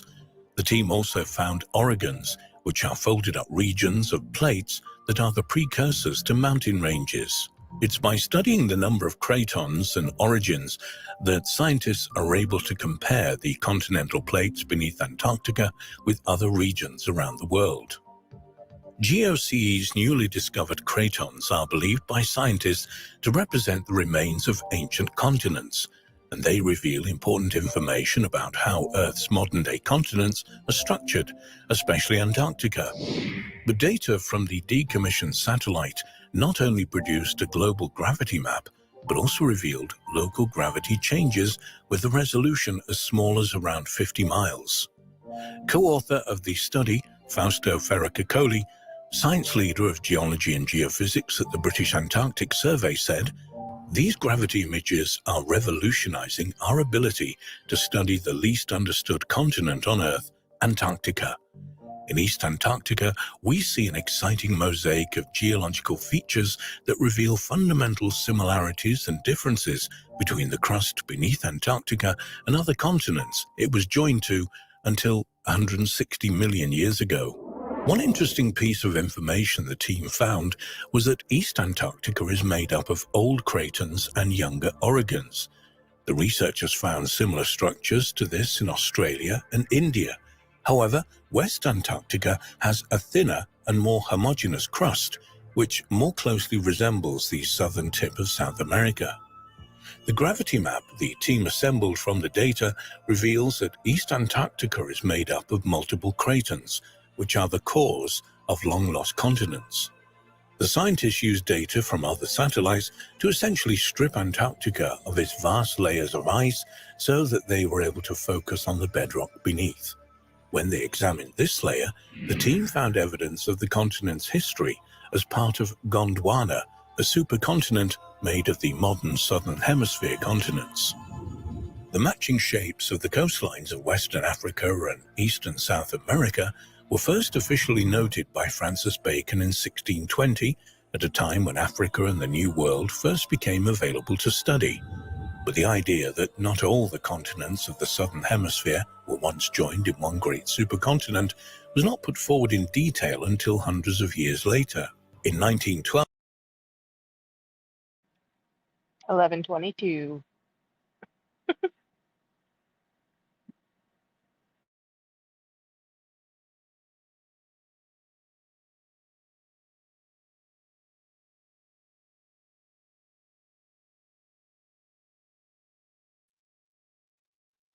Gotta love 1122. Gotta love it. And yes, I'm awake. I'm just being quiet tonight. Oh, you're fine. I know you're here. You're just quiet. I'm just having a bad pain day and chronic pain issues. So I'm sorry. not my happy chipper self today. I But get I'm it. not asleep. You're all good. strip Antarctica of its vast layers of ice so that they were able to focus on the bedrock beneath. When they examined this layer, the team found evidence of the continent's history as part of Gondwana, a supercontinent made of the modern southern hemisphere continents. The matching shapes of the coastlines of Western Africa and East and South America were first officially noted by Francis Bacon in 1620, at a time when Africa and the New World first became available to study. But the idea that not all the continents of the southern hemisphere were once joined in one great supercontinent was not put forward in detail until hundreds of years later. In 1912, by German meteorologist and pioneer of polar research Alfred Wegener. He's remembered today as the originator of continental drift theory, which he put forward in 1912, suggesting that the continents are slowly drifting around the Earth. But Wegener also convinced that all of the Earth's continents were once part of a single great landmass, which he called Pangaea. Its name is derived from the Greek Pangaea, meaning all the Earth. Wegener proposed that Pangaea existed about 240 million years ago, but by about 200 million years ago it began breaking up. Over millions of years, Pangaea eventually separated into pieces that gradually moved away from one another. These pieces slowly form the continents we recognize today. Nowadays, scientists believe that several supercontinents like Pangaea have formed and broken up over the course of the Earth's history. These include Pannotia, which formed about 600 million years ago, and Rodinia, a supercontinent that assembled around 1 billion years ago and broke up 750 to 633 million years ago. In terms of Wegener's Pangaea, Gondwana comprised the southern half of this supercontinent. According to plate tectonic evidence, the supercontinent of Gondwana was assembled by continental collisions in the late Precambrian, about 1 billion to 542 million years ago, and broke up around 180 million years ago. It eventually split into the landmass we know as Africa, South America, Australia, Antarctica, the Indian subcontinent, Madagascar, and the Arabian Peninsula. Even though the continent existed many millions of years ago, some paranormal researchers have put forward the idea that Gondwana may have been the original model for the lost continent of Atlantis, with the knowledge of existence somehow being passed down through the ages. Gondwana's formed into its final shape about 500 million years ago.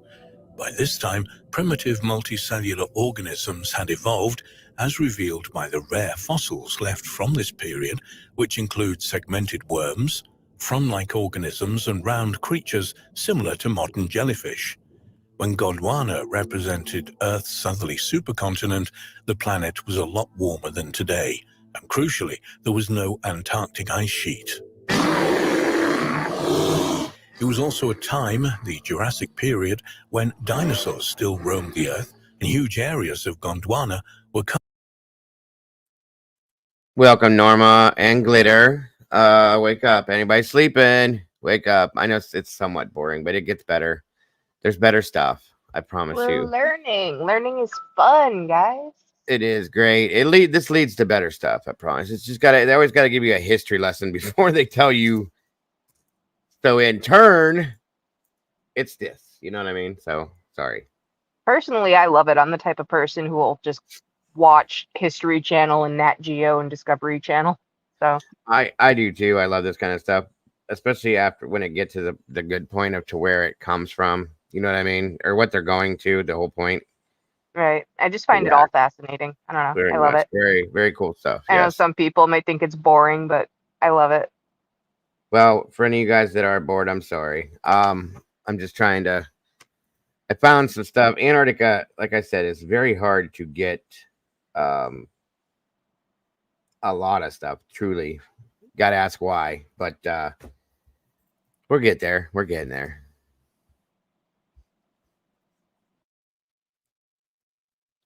Oh yeah, I've seen that channel worth every scratch. It's a good channel. So yes. We're leading to the mysterious, mythological, secret stuff in Antarctica, but it tells all these other things with it. So just saying. Absolutely, Cap. On we go. Covered with lush rainforest. The first stage of the breakup of the subcontinent began in the early Jurassic period, about 180 million years ago. This new information contained in this gravity map gives scientists more knowledge about how the Antarctic continent was formed. But perhaps just as importantly, it tells scientists what will happen to it in the future. Antarctica is melting at a fairly rapid rate, and being aware of its underlying structure can tell us how this will happen and perhaps how it will eventually recover. In December 2019, it was revealed that a new map of the mountains, valleys, and canyons concealed beneath Antarctica's ice had revealed the deepest land on Earth and would help predict future ice loss. The new NASA map, called Bed Machine Antarctica, collects together ice movement measurements, seismic measurements, radar, and other data points to assemble what is hoped to be the most detailed picture ever of Antarctica's hidden features. According to NASA's website, Bed Machine is a new Antarctic bed topography product based on ice thickness data from 19 different research institutes dating back to 1967, encompassing nearly 1 million line miles of radar soundings. Bed Machine relies on the fundamental physics-based method of mass conservation to estimate what lies beneath the radar sounding lines, utilizing highly detailed information on ice flow motion from satellite data that dictates how ice moves. Originally, NASA's bed map was the result of work led by the British Antarctic Survey, where researchers assembled decades' worth of geophysical measurements. In operation from 2013, BedMap 2, like the original BedMap, was a collection of 3 data sets: surface elevation, ice thickness, and bedrock topography.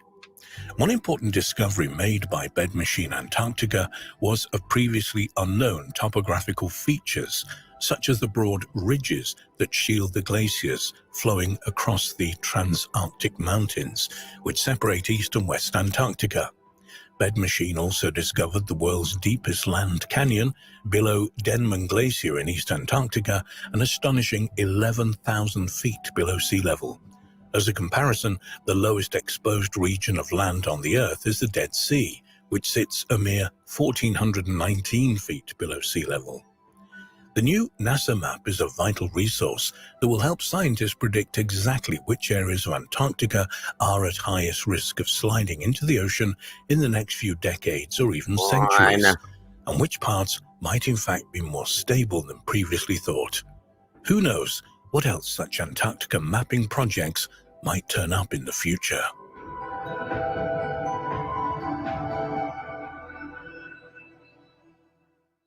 Nest, it was like a real documentary. It wasn't a bunch of like conspiracy theory stuff. It's actual stuff. What's up, Neil? Good to see you. It was a bunch of stuff that was like statistical stuff they figured out that was real deal stuff, and it did come from the science department here in Ohio at Ohio State. They made a big deal about it, and there's stories I've read, multiple stories about Nazi Germany creating bases here where nobody could get to them. Nobody knew what they were doing. And when the war ended, all the Nazis that disappeared because they couldn't find them, they were trying to arrest them all, so on and so forth, went there. And they were living there for a long period of time. It's a documentary. Not a documentary. It's a book I read a long time ago about this stuff. And I was just so fascinated with that. Like, wow. Because the possibilities are absolutely true. Like it's something that could really be, you know what I mean? So, well, the thing is too is a lot of these so-called conspiracy theories, where do they come from? It all starts with a kernel of truth.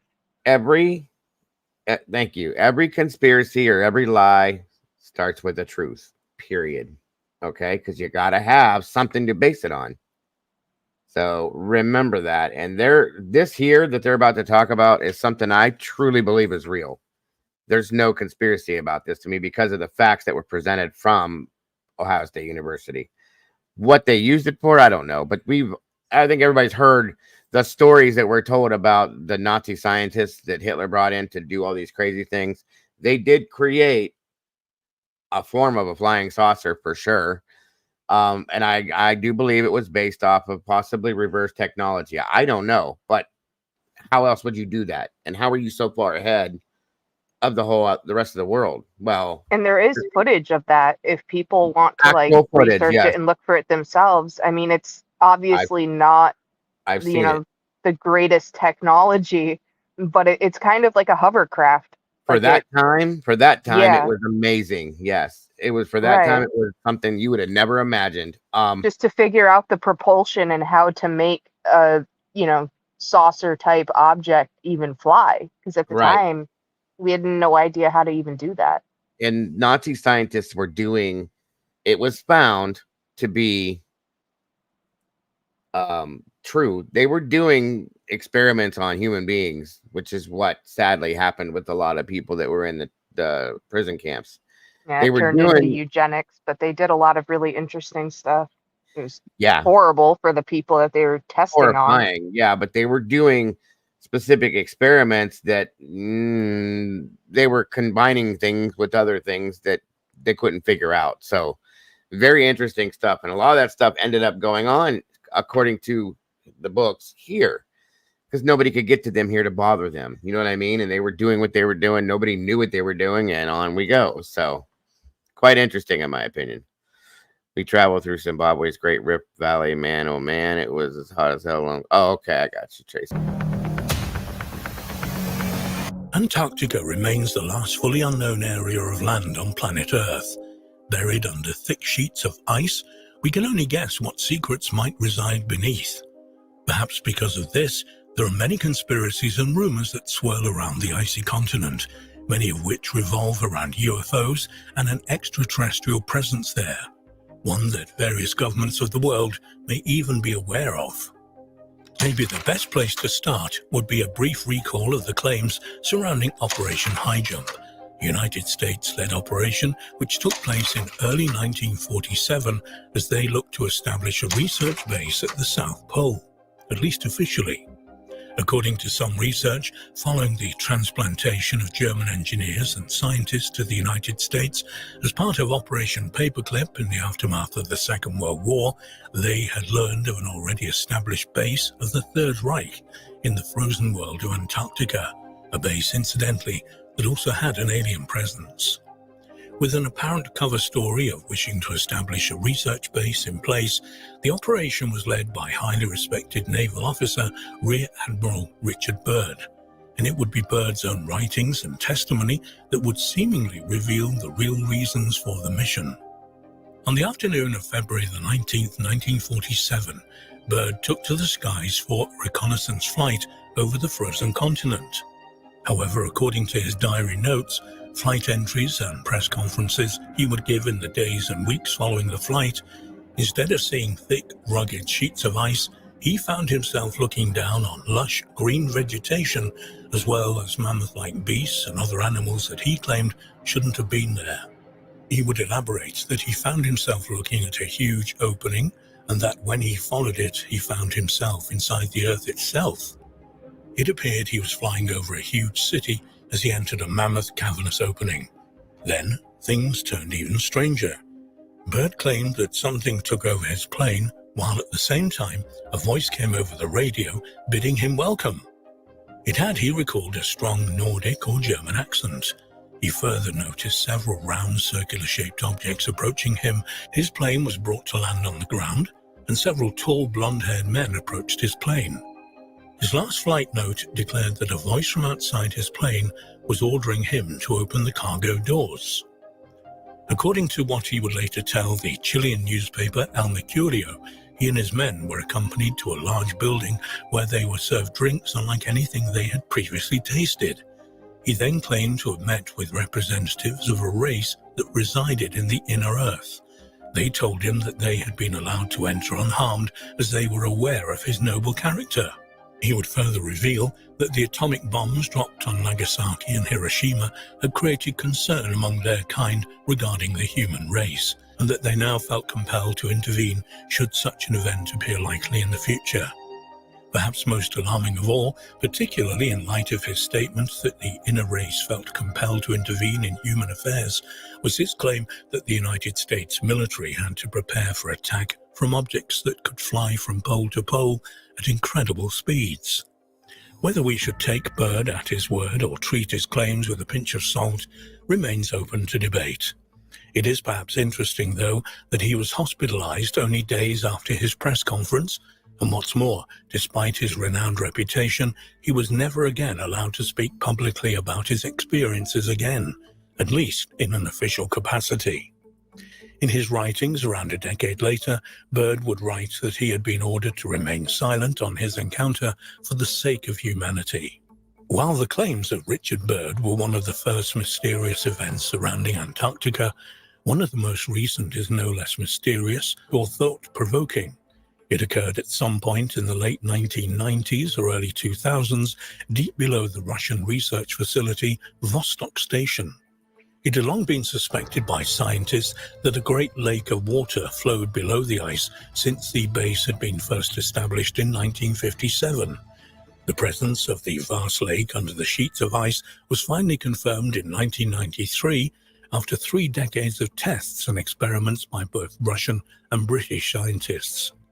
What is further interesting about Lake Vostok is that scientists believe its environment is very similar to that on Europa, one of the main moons of Jupiter, and a celestial body that many believe could well harbor life. And it didn't take long for the scientists with an interest in studying Europa to turn their attention to the lake under Vostok Station. It also didn't take long for conspiracies and alleged leaked documents to find their way into the public domain. The general thrust of the claims are that a secret and ultra-specialized elevator was painstakingly installed through the thick ice and eventually down to the environment below, including Lake Vostok. What's more, according to a whistleblower testimony from someone who claims to have worked on the project, Dr. Anton Padalka, who had sought sanctuary in Switzerland after allegedly abandoning the operation, they found a lot more than they were expecting. Padalka claims the team discovered a 14-armed octopus in the waters of Lake Vostok. This octopus was unlike anything they'd previously seen, with the glass octopus being the closest comparison. According to Padalka, not only did this being seem to have superior intelligence to a standard octopus, it could paralyze a person with its venom from 150 feet away. Even more remarkable, it had the ability to change its form and mimic a number of other aquatic creatures. By the time the research team had realized it could also assume the form of a person and mimic the crew, it was too late to save one of the biologists from being ripped to pieces by this apparent alien life form. It was eventually captured, whereupon Russian military officers arrived at the base and confiscated it. Its whereabouts now is unknown, but rumblings among the crew were that these would be attempts to weaponize the alien DNA of the unsettling aquatic alien, which would ultimately lead Padalka to publicly reveal what he knew. There have, of course, been further claims of bizarre and suspicious goings-on over Antarctica as the 2000s have unfolded. Many people have claimed to have spotted anomalous facilities and even crashed UFOs using Google Earth, for example. And while some of these are more convincing than others, they are all intriguing. Without a doubt, one of the most thought-provoking and unsettling claims of unusual activity involving potentially alien bases in Antarctica actually made the pages of the tabloids in 2016, following the claims of archaeologist Jonathan Gray. Gray would state that he had in his possession video footage filmed in Antarctica by an American television crew from California who had been missing since 2002, a short time after the footage had been recorded. Gray put forward that video showed spectacular ruins of the frozen continent as well as an intense American military presence. What's more, this unit themselves appear to be engaging in archaeological activity at the site of the ruins. For their part, the military in the region denied any such activity or knowledge of the missing television crew. Gray, however, insisted there was a massive archaeological dig taking approximately 2 miles beneath the icy surface, and more importantly, the United States authorities were using every power they could to block the airing of the video, as it would clearly show this. What does this mean for the claims of Richard Byrd? Was his revelation more accurate and authentic than many people give him credit for?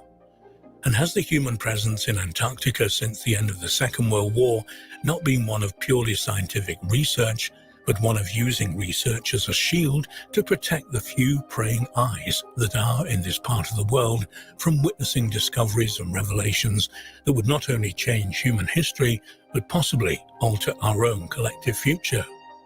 And above all else, just what are the ruins of these great cities? Who lived there and when? Might we find one day that beneath the icy blanket these cities are the ruins of Atlantis? Might the disaster that overtook the legendary civilization have been part of a pole shift that sent the continent suddenly hurtling across the Atlantic to the southern regions?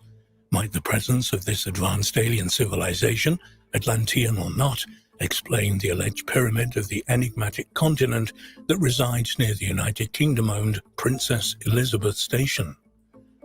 All of this is speculation. Of that there is no doubt, but speculation that is surely warranted for such a mysterious, protected, and off-limits to most location, and speculation that will continue for the foreseeable future, or until the secrets of the seventh continent are revealed to all.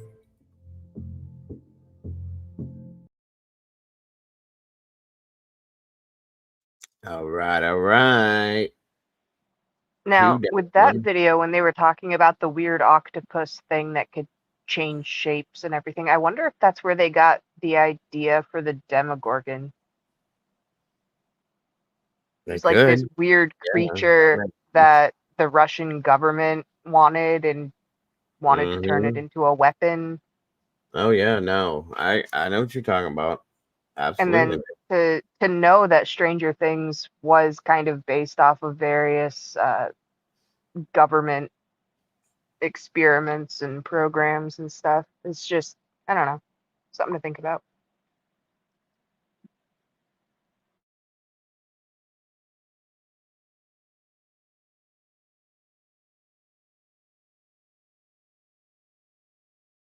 Absolutely. Now, another situation that went on in this area. Does anybody remember the story of the Nautilus? It was like a submarine type ship. Do you remember hearing anything about that? Yeah. Yeah, I've heard about it. Okay. Well, I added that to this too because it goes right along with it, and there's different theories and stories about what happened to it. So that, and it's in relation to extraterrestrial, just other things, scenarios. What are we talking about over here? $349 starting price package. Are we selling Crime stuff in Con. here, Annie? No, they're Oh, talking about going to Crime Crime Con. Con. Yes. All right, on we go. We're not supposed to be talking about crime tonight, everybody. But that's okay. That's okay. A part of the world that remains. In 1931, a submarine approaches the edge of the known world. It's about to enter a massive frozen unknown, a part of the world that remains largely unexplored. On board are a group of daring explorers determined to uncover the Arctic's great mysteries, setting out to not only reach the top of the world, but to discover what lies hidden beneath it in a new kind of exploration machine. Enduring cramped conditions and frigid temperatures, they'll push ahead for thousands of kilometers under the ice. But as days turn to weeks, the expedition will go horribly wrong.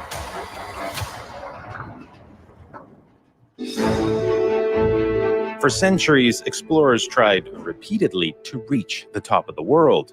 At first, they used ships, battling frigid temperatures and treacherous sea ice. Their vessels often became trapped, stranding crews with little hope of rescue. Later, explorers tried with dog sleds or even on foot, often ending tragically. Over the centuries, hundreds of explorers perished. So challenging was the Arctic that the first undisputed discovery of the North Pole wasn't until 1926, and it was only from the air, in a modified airship that never even touched the ground.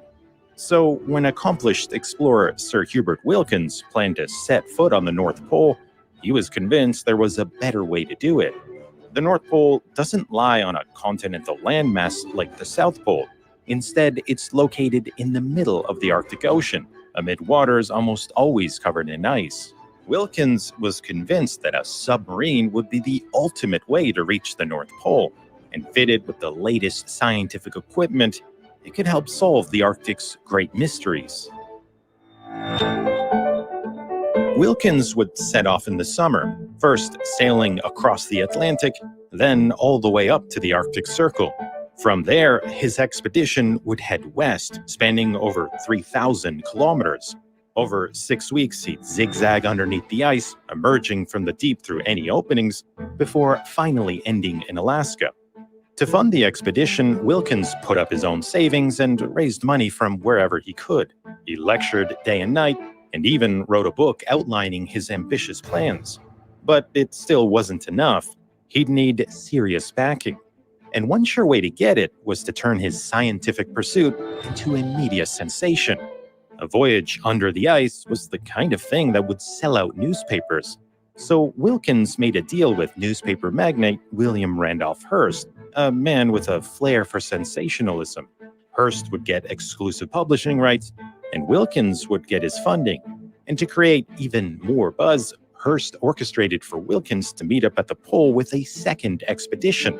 The massive airship Graf Zeppelin would fly overhead just as Wilkins emerged from the ice, captivating the public with headlines of the pole being conquered from above and below.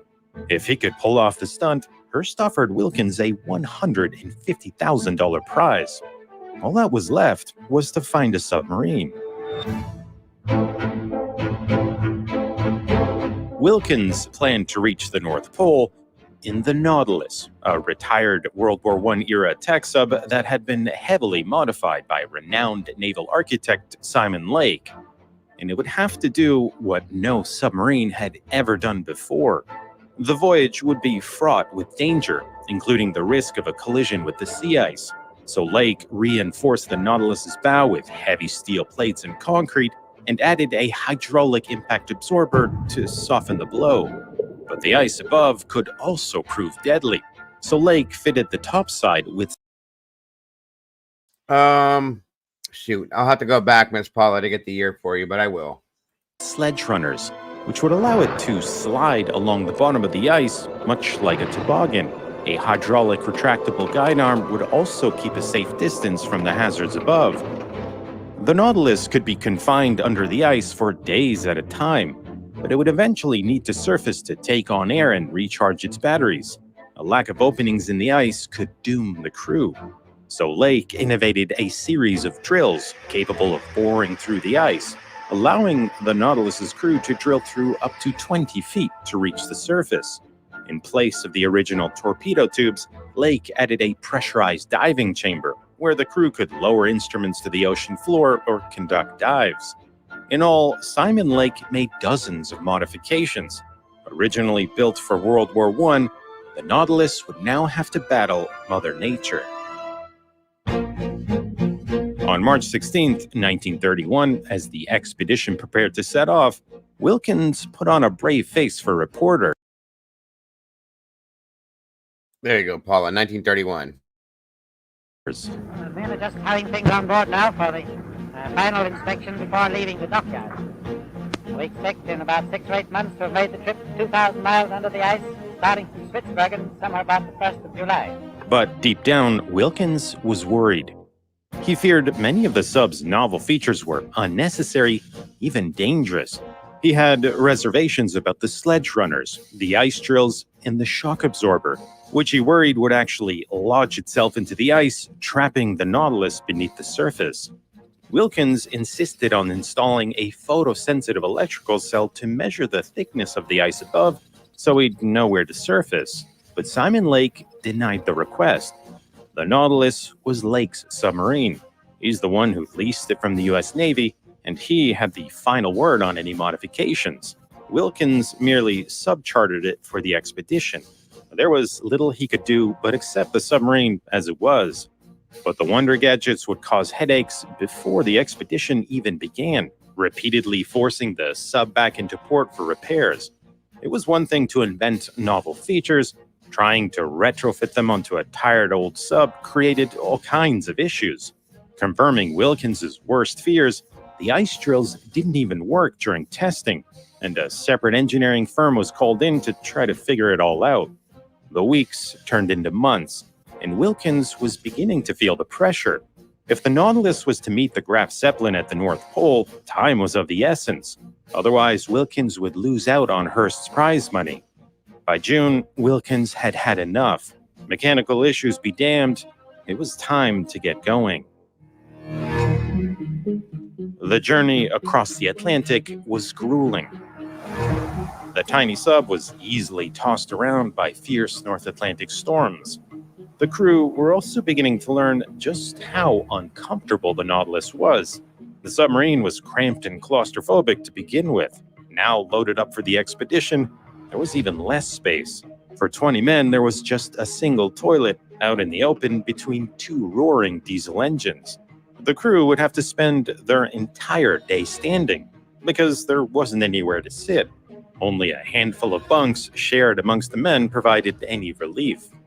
Wilkins sent Hearst daily radio updates documenting the harrowing journey. This morning, an extra heavy wave swept the decks and carried away the screen before the bridge. Nearly everyone aboard was seasick, and when the Nautilus's bilge pump failed, sewage, oil, and vomit began to swill around the crew's feet. But as the tiny sub battled the fierce Atlantic, things only got worse. The 4th cylinder of our starboard engine is badly cracked. Forced to shut down one of its 2 engines, the Nautilus could only limp forward.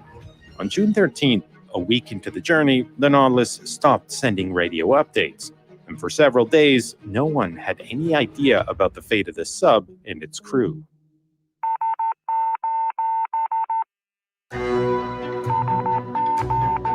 On June 15th, the battleship Wyoming found the Nautilus drifting aimlessly about 1,000 kilometers northeast of the Azores. Both engines had failed, and the batteries were dead. Wilkins would now face the humiliation of having his sub towed the rest of the way across the Atlantic. Worse still, 4 crew members quit, and the Nautilus once again needed major repairs. They would take weeks for replacement parts to arrive from the United States. It meant there was no longer enough time to catch up with the Graf Zeppelin, and in a stunning blow, Wilkins could no longer claim Hearst's prize money. The media also turned against him, running headlines that openly mocked his expedition. Wilkins was under mounting pressure. His submarine didn't work, his crew was demoralized, and winter was fast approaching. At this point, just about anyone else would have thrown in the towel. But this was Sir Hubert Wilkins. Even months behind schedule, Wilkins pressed ahead. On July 28th, the expedition finally left for the North Pole. The Nautilus was still riddled with problems, but the crew had gotten used to making repairs on the go, and any major issues were fixed during scheduled stops. By August 15th, the Nautilus had reached the last inhabited land before the Arctic, and Wilkins was finally sending out upbeat progress reports. And on the 19th, the Nautilus reached the first ice floes. To celebrate, the men were given a break from the cramped conditions and began collecting scientific data. Back home, Hearst relayed fascinating new discoveries, like a warmer layer of water deep below the surface, thought to be vital for predicting weather. After traveling a week in the ice, the Nautilus reached 82 degrees north, further than any vessel had ever made it under its own power. It looked like Wilkins would actually do it. He would travel 1,000 kilometers under the ice. But as the world read about Wilkins' achievements, on board the Nautilus, things were not as they seemed. Wilkins had once again merely put on a brave face. In reality, the crew were exhausted and freezing. The Nautilus had no heat or insulation. Nothing but bare metal separated them from the frigid Arctic waters. The crew were constantly sickened with food poisoning and dosed with lead from the soldering in the submarine's pipes. Attempting the pole this late in the season would be extremely dangerous, and without exception, everyone wanted to turn around and head home. Everyone except Wilkins. On August 27th, he gave the order to dive beneath the ice. But the Nautilus refused. The diving rudder, the mechanism that controls vertical motion underwater, just wouldn't respond. Wilkins sent a diver to investigate, and he soon returned with a stunning discovery. The rudder had simply disappeared. Maybe it had fallen off and somehow no one noticed. Or maybe, as Wilkins suspected, the crew had sabotaged the sub in an attempt to end the expedition. By this point, even Hearst was publicly urging Wilkins to return home. But again, things weren't what they seemed. In a private message, the Hearst Corporation pressured Wilkins to continue to the pole, reminding him of their agreement. And that left Wilkins with an impossible decision: return home to certain failure and financial ruin, or press on and risk the lives of the crew. On August 31st, Wilkins ordered the ballast tanks flooded and trim set 2 degrees down. He would force the Nautilus to submerge by ramming it under the ice. The sound of the sledge runner scraping against the ice reverberated right through the superstructure, as if the Nautilus was being torn apart. It's as though Wilkins had lost his mind. He couldn't possibly reach the pole in the crippled sub. But faced with an endless string of setbacks, Wilkins seemed determined to prove a point. They pushed on for several kilometers before Wilkins ordered a test of the ice drills. For hours, the crew tried in vain to bore through just a few feet of ice. Each time, Simon Lake's patented drill would only go so far before jamming. It was hopeless. On September 6th, Wilkins finally sent out the radio transmission that, by now, everyone was hoping for. Our Arctic trip is over. Wilkins had taken the Nautilus where no submarine had ever gone before. But it would be another 3 decades before anyone successfully traversed the Arctic underneath the ice. Sharing the same name, the nuclear-powered USS Nautilus could stay submerged for weeks at a time. It made its first polar crossing in 1958, returning home to huge fanfare. By that point, Wilkins' attempt had long been forgotten. The original Nautilus now lies sunk on the ocean floor off the coast of Norway. After the crew returned from the Arctic, the sub was deemed too worn and damaged to be worth saving, and it was deliberately sunk. Prior to the Nautilus expedition, Wilkins was considered amongst the greatest explorers of the 20th century, having made immense contributions to our understanding of the North and South Poles. But his final expedition left him financially ruined and largely forgotten by history. After passing away at the age of 70, Wilkins's final wishes were fulfilled when the crew of the USS Gate scattered his ashes at the North Pole.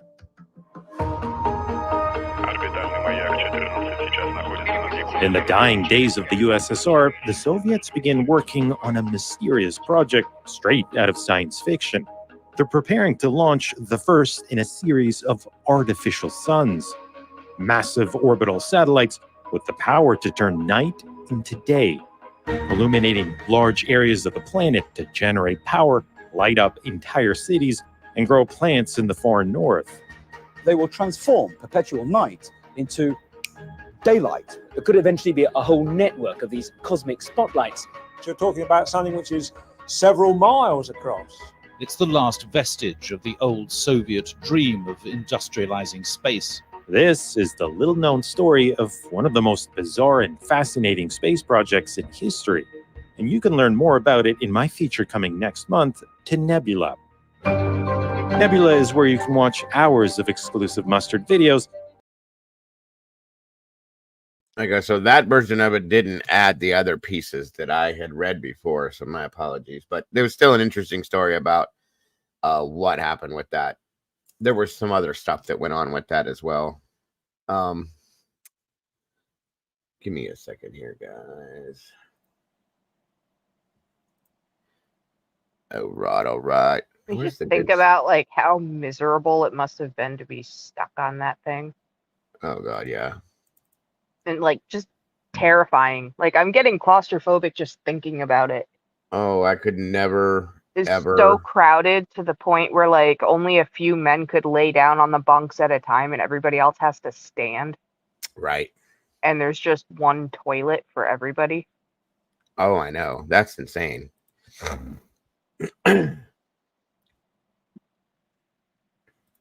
Absolutely insane. I could never do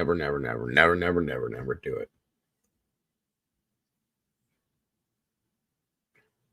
One second.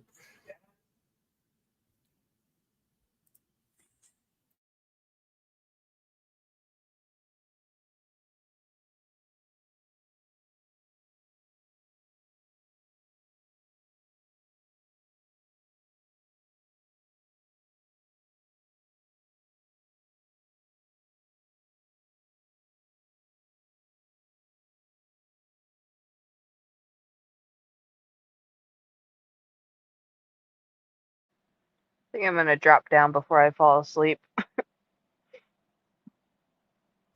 Okay, do your thing. Thank you very much for joining me. Yep. Bye. Have a good night, hon. Thanks, Sherry. 1 second, guys. I'm sorry. I'm trying to get this stuff back up. Putting everybody to sleep again. At least I'm good for that. You know what I'm saying?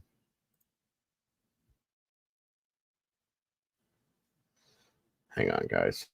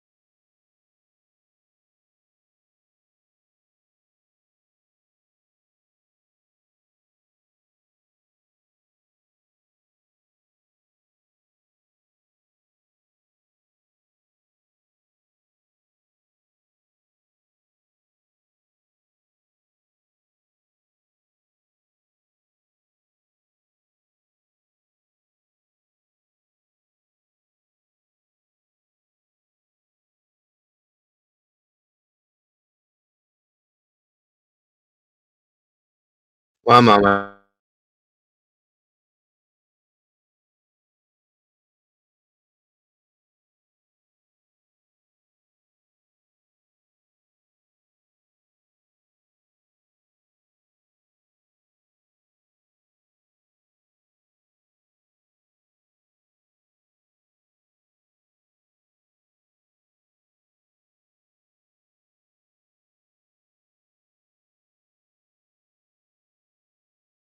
Now that stuff we talked about with Admiral Byrd, blah blah blah, and all that other stuff. There are other things, which is what this is, that lead to that story. Play into that story. Sorry.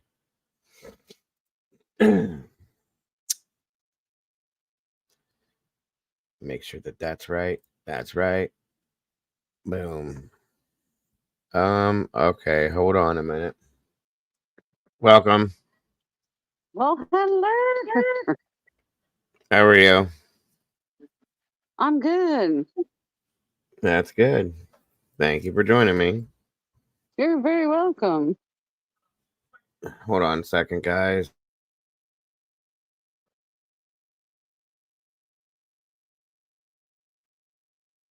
Doodlebug, get up here.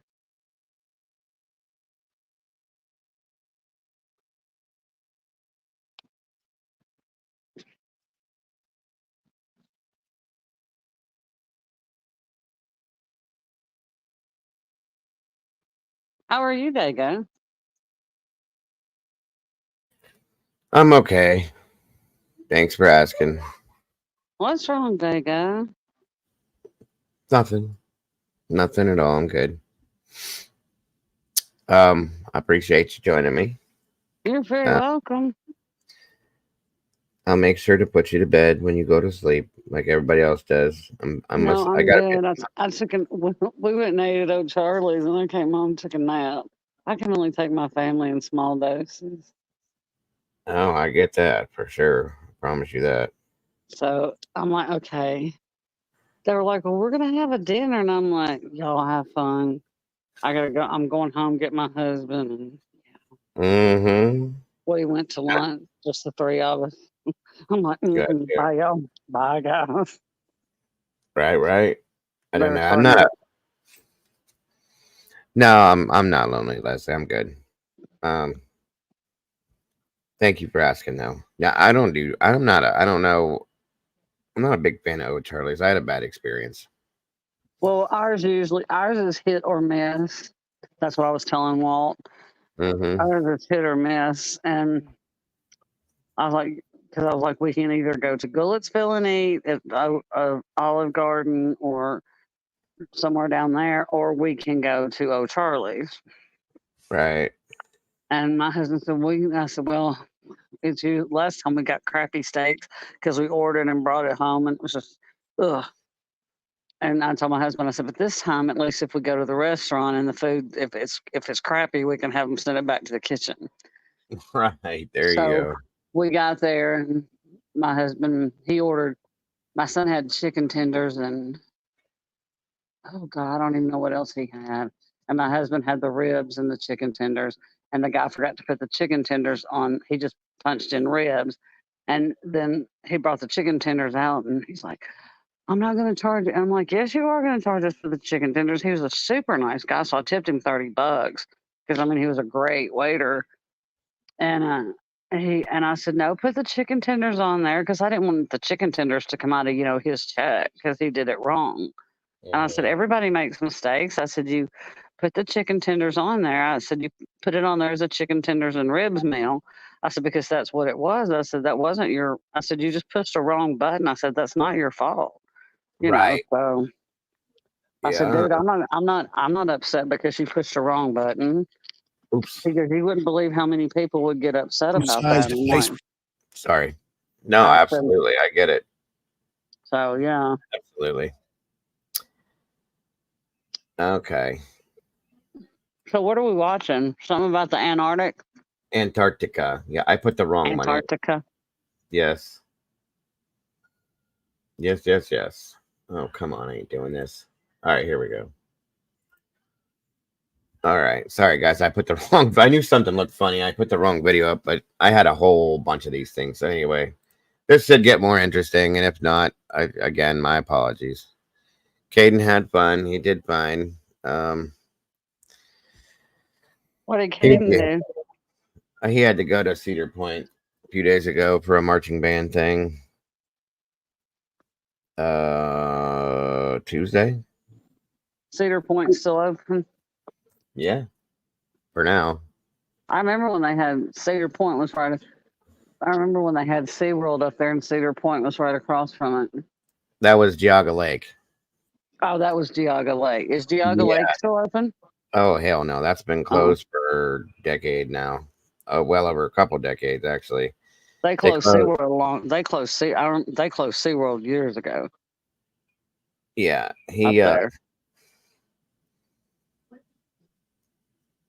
now he's going to Jesus, this kid's on this nonstop. Kalahari. That's a water park they're going to now. That's coming the 25th, I believe. Hold on a minute. Caden, when are you guys going to Kalahari? The 25th or 24th? Okay. Yeah, the 25th.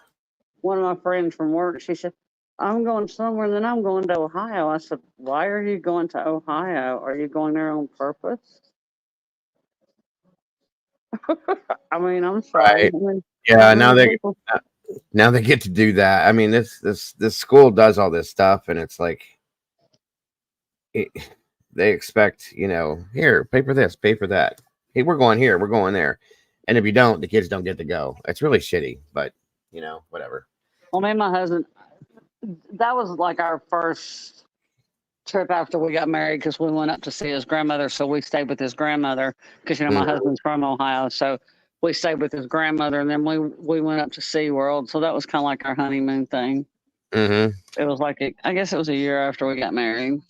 Okay. So I went to Ohio on my honeymoon on purpose. On purpose, yeah. Why would anybody come here on purpose? Right. It's flat. Yeah. I wouldn't come here on purpose. I'd get the hell out as fast as I could. Thank you, Paula. Yeah, he's going on another one on the 25th. So one thing after another. And school starts the 22nd. So there's school closed for that. There's the other thing, the school supplies, this and that's just nonstop. God, I can't remember. Makes me wonder, like, how the hell did we do this when we had 7 kids? But I mean, I was working full time. She was working, things like that. But still, I don't know why I thought Caden graduated this year, but it's next year, isn't it? This is last year. Yeah, he's a year behind. He should have graduated this year, but we had to hold him back in first grade because because of the autism thing and his ADHD. Okay, he wasn't getting it. But yeah, I thought I don't know why I thought he graduated this year, but it's next year. Mm-hmm. What do you mean, Leslie? Where would I go? If you weren't in Ohio. Oh, where would Alabama. you go on purpose? You would go to Alabama on purpose? Well, because of my wife, I would, yes. Well, yeah. Okay. She would love to go there. It would make her happy, and that's where I would go. So, me personally, I'd probably go back to New Smyrna Beach. I loved it there. Although it's probably different now at 50 than it was at 16. So I'll say that much. But again, thank you, Paula. But yeah, that's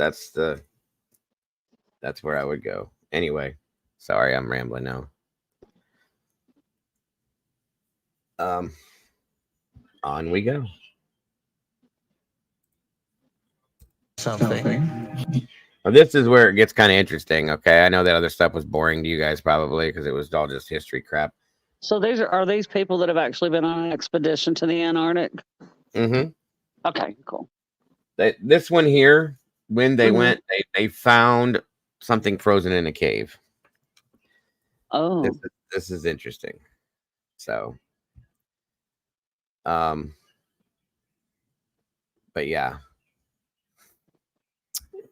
So here we go. Thank you again, Miss Miss Paula, very much. That may or may not be under 3 miles of ice. There's undoubtedly a time when Antarctica was lush and green. The question is, was it lush and green during the lifetime of the human species? Yes. And this is where it gets tricky. Imagine embarking on an expedition to the frozen, remote expanses of Antarctica, only to uncover secrets of a lost civilization that might have thrived there in ancient times. This fascinating theory suggests that parts of a sophisticated ancient civilization could have existed on what is now the icy continent of Antarctica. This idea is tied to the hypothesis of Earth crust displacement, whereby from time to time, the entire outer crust of the Earth, like the skin of an orange, might shift, leaving the core of the Earth in place. indicating that Antarctica wasn't always positioned at the South Pole, but might have enjoyed a more temperate climate long ago, making it hospitable for human life. However, this theory is not without its controversies. Does it happen at all is the first question. I mean, of all the theories I've looked at and supported, this is the one that I've come in for the most criticism for. The concept of such dramatic geographical shifts is viewed by the scientific community as highly speculative and lacking in solid geological evidence. The current understanding of plate tectonics does not support the possibility of the Earth's crust moving so drastically and quickly to reposition an entire continent from a temperate zone to the South Pole. But the theory delves deeper than just geography. It explores global myths, legends, and religious texts, interpreting them as potential clues to the existence of this ancient civilization. Tales of great floods and cataclysms found in these stories are not seen as mere fiction, but as allegorical records of real events that led to the downfall of this advanced society. The most important issue to me is the issue of a global cataclysm at the end of the Ice Age. It is hypothesized that a major disaster, such as a flood or comet impact, could have been the cause of this civilization's disappearance from historical records, with survivors possibly dispersing around the globe and spreading their advanced knowledge to other emerging cultures. Of course, the most important are the flooded continental shelves. Sea level rose 400 feet at the end of the last ice age. We're going to be covering that, Cynthia, for sure. Let's be clear, this was a rise that was extended over a period of 11 or 12,000 years. It did not rise 400 feet overnight.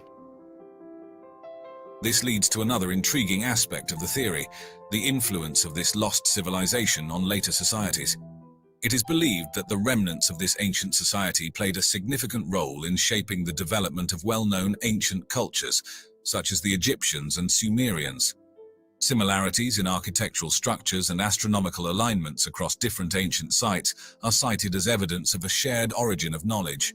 This suggests that these early civilizations might have inherited advanced architectural techniques, astronomical insights, and possibly other lost technologies and wisdom from their predecessors. The discovery of the technique to do longitudes that actually show the world as it looks during the last ice age suggests that somebody during the last ice age was mapping the world.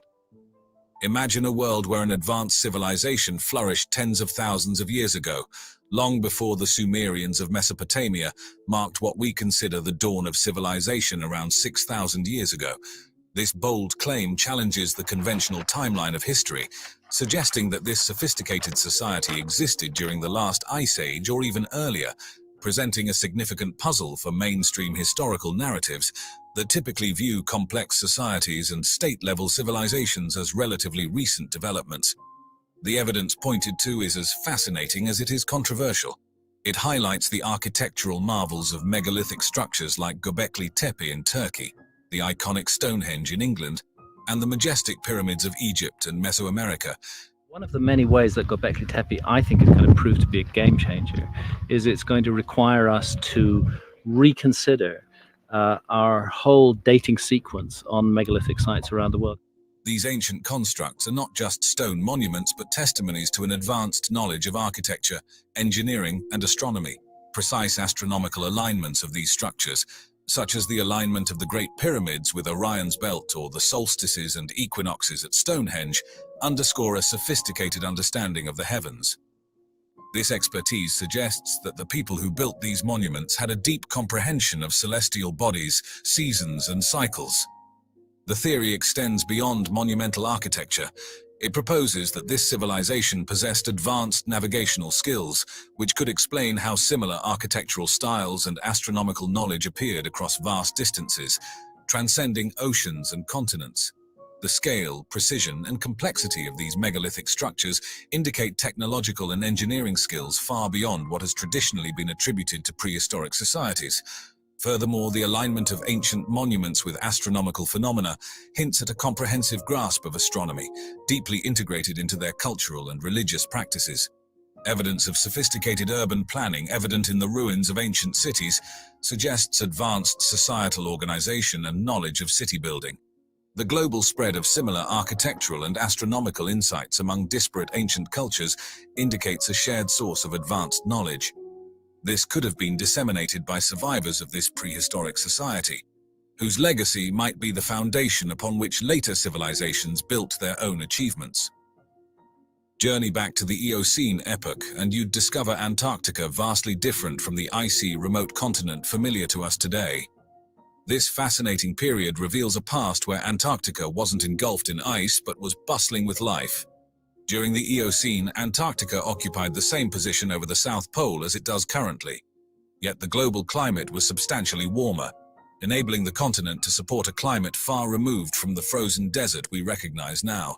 There was a lush rainforest that is now covered in miles of ice. Yeah, that's probably true. The Earth's climate was very different from how it is today. This era marked a time of significant change, with continental drift following the breakup of the supercontinent Pangaea. As part of the Gondwana fragment, Antarctica was gradually moving to its present isolated position, while continents like Australia and South America began to drift away, modifying ocean currents and climatic conditions. A notable difference from today's Antarctica was the absence of the vast ice sheet that currently covers the continent. The Eocene's elevated global temperatures meant Antarctica was devoid of this extensive ice cover, which had profound implications for the planet's climate. The lack of ice's high albedo effect, which reflects solar radiation, resulted in an even warmer Earth's climate. The tectonic activity during the Eocene was crucial in reshaping our world. The breakup of Gondwana persisted, and the formation of the Drake Passage between Antarctica and South America began to physically isolate the continent. This isolation marked a critical juncture in Antarctica's climatic history. Another significant development was the formation of the Antarctic Circumpolar Current towards the end of the Eocene, or at the beginning of the Oligocene. As the world's largest ocean current encircling Antarctica, the ACC played a vital role in the thermal isolation of the continent. By circulating cold water, it established a climatic barrier that kept warmer waters at bay, leading to the cooling and eventual glaciation of Antarctica. Fossil evidence breathes life into the Eocene Antarctica, with forests of beeches, conifers, and ferns indicating a much warmer and more humid climate than today's icy. We did watch that here about a week ago, Paula. 2 weeks ago, about underneath the Grand Canyon and all that stuff. We absolutely did. I remember. These fossils, including those of plants and pollen, demonstrate that the continent once supported a diverse range of flora and fauna. Sea levels during the Eocene were significantly higher due to the absence of large ice caps and the warmer global temperatures. This resulted in different coastal configurations, with areas now above water being submerged at that time. The elevated sea levels and warmer temperatures fostered a rich and diverse marine ecosystem, distinct from the current Antarctic marine life.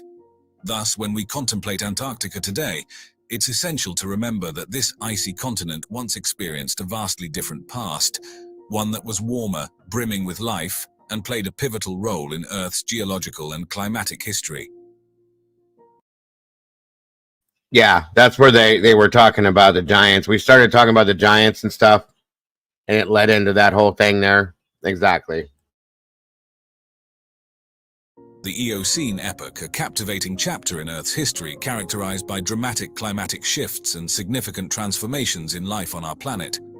This period, stretching from about 56 to 34 million years ago, is nestled within the Paleogene period of the Cenozoic era, famously known as the Age of Mammals. This era marked the flourishing of mammals, taking the stage after the dinosaurs exited at the end of the Cretaceous period. The Eocene sits between the Paleocene and the Oligocene epochs, with each phase documenting crucial geological, climatic, and biological shifts. Tectonic plates were on the move towards their current positions, influencing the oceans and sculpting the climate in profound ways. A notable event of this epoch was the Paleocene-Eocene thermal maximum, which occurred around 56 million years ago. Imagine Earth undergoing a sudden temperature surge, with temperatures increasing by 5 to 8 degrees Celsius in just a few thousand years, likely due to a massive release of methane from oceanic methane clathrates. This event significantly impacted ecosystems, leading to the extinction of some species while triggering rapid evolution. It was a really interesting show. It showed the fact that they believe that there's underneath the Grand Canyon, there were like a giant city at one point in time, and it was actually really interesting. So, oh, thank you, Cynthia. I'm glad you're enjoying it. And Walt, you're a mess. That was hilarious. Evolution and diversification in others, especially among mammals. During the Eocene, the atmosphere was laden with CO2, with levels ranging between 1,000 to 2,000 parts per million, far exceeding the pre-industrial levels of about 280 ppm. High CO2 levels, driven by volcanic activity, the combustion of organic matter, and the declining efficiency of carbon sinks, enveloped the Earth in a green... I'm sorry, guys. I don't know why they have to go through all this to get to the point of what they dug out of the damn ice. That's the whole point. I wish they'd just get boom, boom, boom. Here's the point. Here's what we found. What did it? You know what I mean? But still, sorry. Greenhouse climate. This led to rising temperatures, altering weather patterns and ocean currents, and crafting a world vastly different from our own. The Eocene's warmer conditions had significant effects on marine life. Temperature changes affected marine currents, altering species distribution and fostering the development of new ecosystems. It was a period of change, new beginnings, and dramatic shifts that laid the groundwork for the planet's future.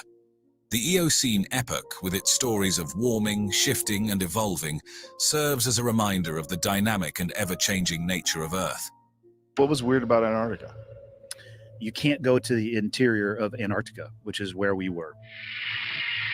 No? So there at the South Pole, there is a bunch of, from my understanding, like pure science going on there. This is straight up kind of tourism. Antarctica's icy expanses have long been a source of fascination and mystery, not just for scientists and explorers, but also for those who delve into the world of conspiracy theories. So the U.S. government's like, something's going on with Antarctica. There's some activity up there. We want to find out what's going on. Among the most captivating of these theories is the idea that the world's billionaires are deeply involved in uncovering the secrets that lie hidden beneath the continent's frozen. I'm fine, Leslie. I'm just tired and hungry. Oh, no, don't worry about me. I'm good. I'm absolutely good. I'm sorry I sound that way. I'm trying not to, so my apologies. Yes, I have Cynthia, Dr. Little. Absolutely. On the Atlantis, I love Atlantis stuff. Very interesting for sure. Surfaces. At the heart of this intrigue is the theory that ancient civilizations, perhaps as legendary and sought after as Atlantis or Lemuria, might have once existed or even still exist under the miles of ice. One of the things I find most striking is the presence of Antarctica on ancient maps. Supporters of this idea point to intriguing pieces of evidence, such as the Piri Reis map from 1513. This map, they argue, depicts Antarctica's coastline with remarkable accuracy, long before it was officially discovered, hinting at the possibility of ancient, advanced seafarers who knew of its existence. Because we didn't discover it until 1820, and yet it's on maps drawn in the 1500s with great detail. Adding to the mystery are various anomalies and unexplained findings in Antarctica that fuel speculation about secret bases or remnants of ancient civilizations. For instance, satellite imagery has occasionally revealed patterns and structures that defy easy explanation, suggesting either human or alien activity. Then there's the historical fact of Germany's expeditions to the continent. So the area of Antarctica they went to was New Schwabenland. New Schwabenland. While officially aimed at exploration and drilling, these missions are speculated by some to have been a cover for establishing secret bases or making contact with extraterrestrial technology. He had made a deal, basically, working with What? You've never heard this? No. It's the greatest story ever, bro. Perhaps the most famous piece of evidence cited by conspiracy theorists is Operation High Jump. Led by Admiral Richard E. Byrd in 1946 to 1947, this U.S. Navy operation was officially tasked with establishing research bases. Why this interest in the bottom of the world? Nobody living down there. I tell you one reason they're interested. It's by far the most valuable and important place left in the world for science. However, some believe it was actually a covert mission to investigate suspected alien bases or ancient ruins hidden beneath the ice. Operation High Jump, intended to establish the research base Little America 4, has sparked widespread speculation. Despite its official scientific and exploratory objectives, the operation's extensive military involvement has led some to wonder if there was more to the mission. Conspiracy theorists are especially intrigued by alleged diary entries and interviews, where Byrd spoke of encountering incredibly fast-flying objects, hinting at a non-human origin. These accounts fuel theories that Byrd's expeditions might have uncovered evidence of alien presence, or even ancient advanced technology hidden beneath the ice, possibly linked to secret German bases or lost civilizations. Adding depth to these narratives are claims from whistleblowers, individuals who say they've encountered the extraordinary during their time in Antarctica. There's low frequency stuff going on, and they've made deals with people and things, and that's why things going on. These accounts describe massive underground facilities and advanced technology, far beyond current human capabilities, including energy sources and spacecraft with designs not of this world. Some even claim direct interactions with extraterrestrial beings, describing these encounters as either peaceful exchanges of knowledge or distant observations with unclear motives. Allegations of government attempts to silence these stories or restrict access to certain Antarctic regions further compound the mystery, suggesting a cover-up of monumental proportions. You can't go to the interior of Antarctica, which is where we were. Supporting these individual accounts are broader theories suggesting that Antarctica might be a hub for secret space program activities and alien-human collaborations. Whistleblowers and theorists alike speculate that the continent's isolation makes it an ideal spot for covert operations away from the public eye.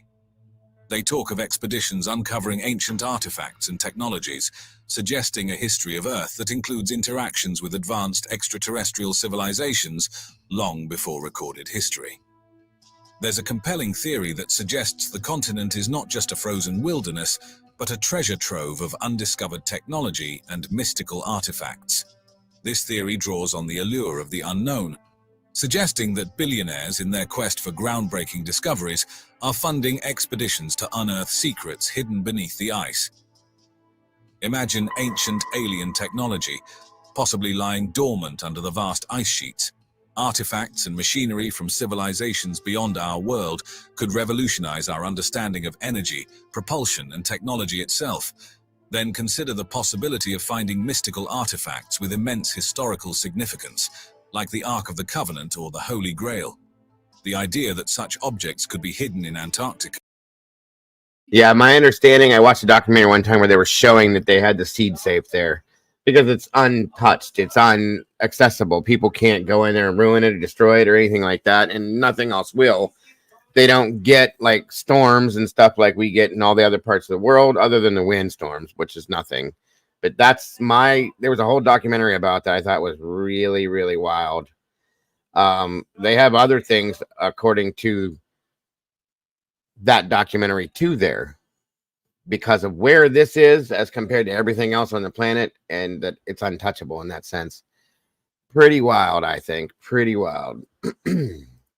Far from the prying eyes of the mainstream world, adds an intriguing layer to the continent's allure. But what would one do with such discoveries? The theory suggests the construction of secret underground bases in Antarctica. These wouldn't be just any hideouts. We're talking about luxurious bunkers designed to shield the elite from global catastrophes, equipped with everything needed for self-sufficiency and advanced facilities. Imagine state-of-the-art laboratories dedicated to studying alien technology and ancient artifacts. I started a new one. This is what I do. I sit here and draw these while I'm talking to you guys watching videos. If I can get it into the damn camera view. Sorry.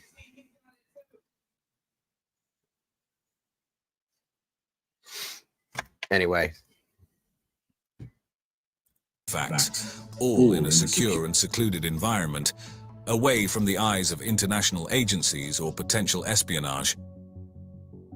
What makes Antarctica so appealing for these secretive activities? It's the continent's extreme remoteness and the harsh climate, combined with the mystique of being Earth's last unexplored frontier. The Antarctic Treaty System, which prohibits military activity while promoting scientific cooperation, offers a unique legal loophole. In theory, those with sufficient resources and influence could exploit this to conduct activities that would be impossible or highly scrutinized elsewhere.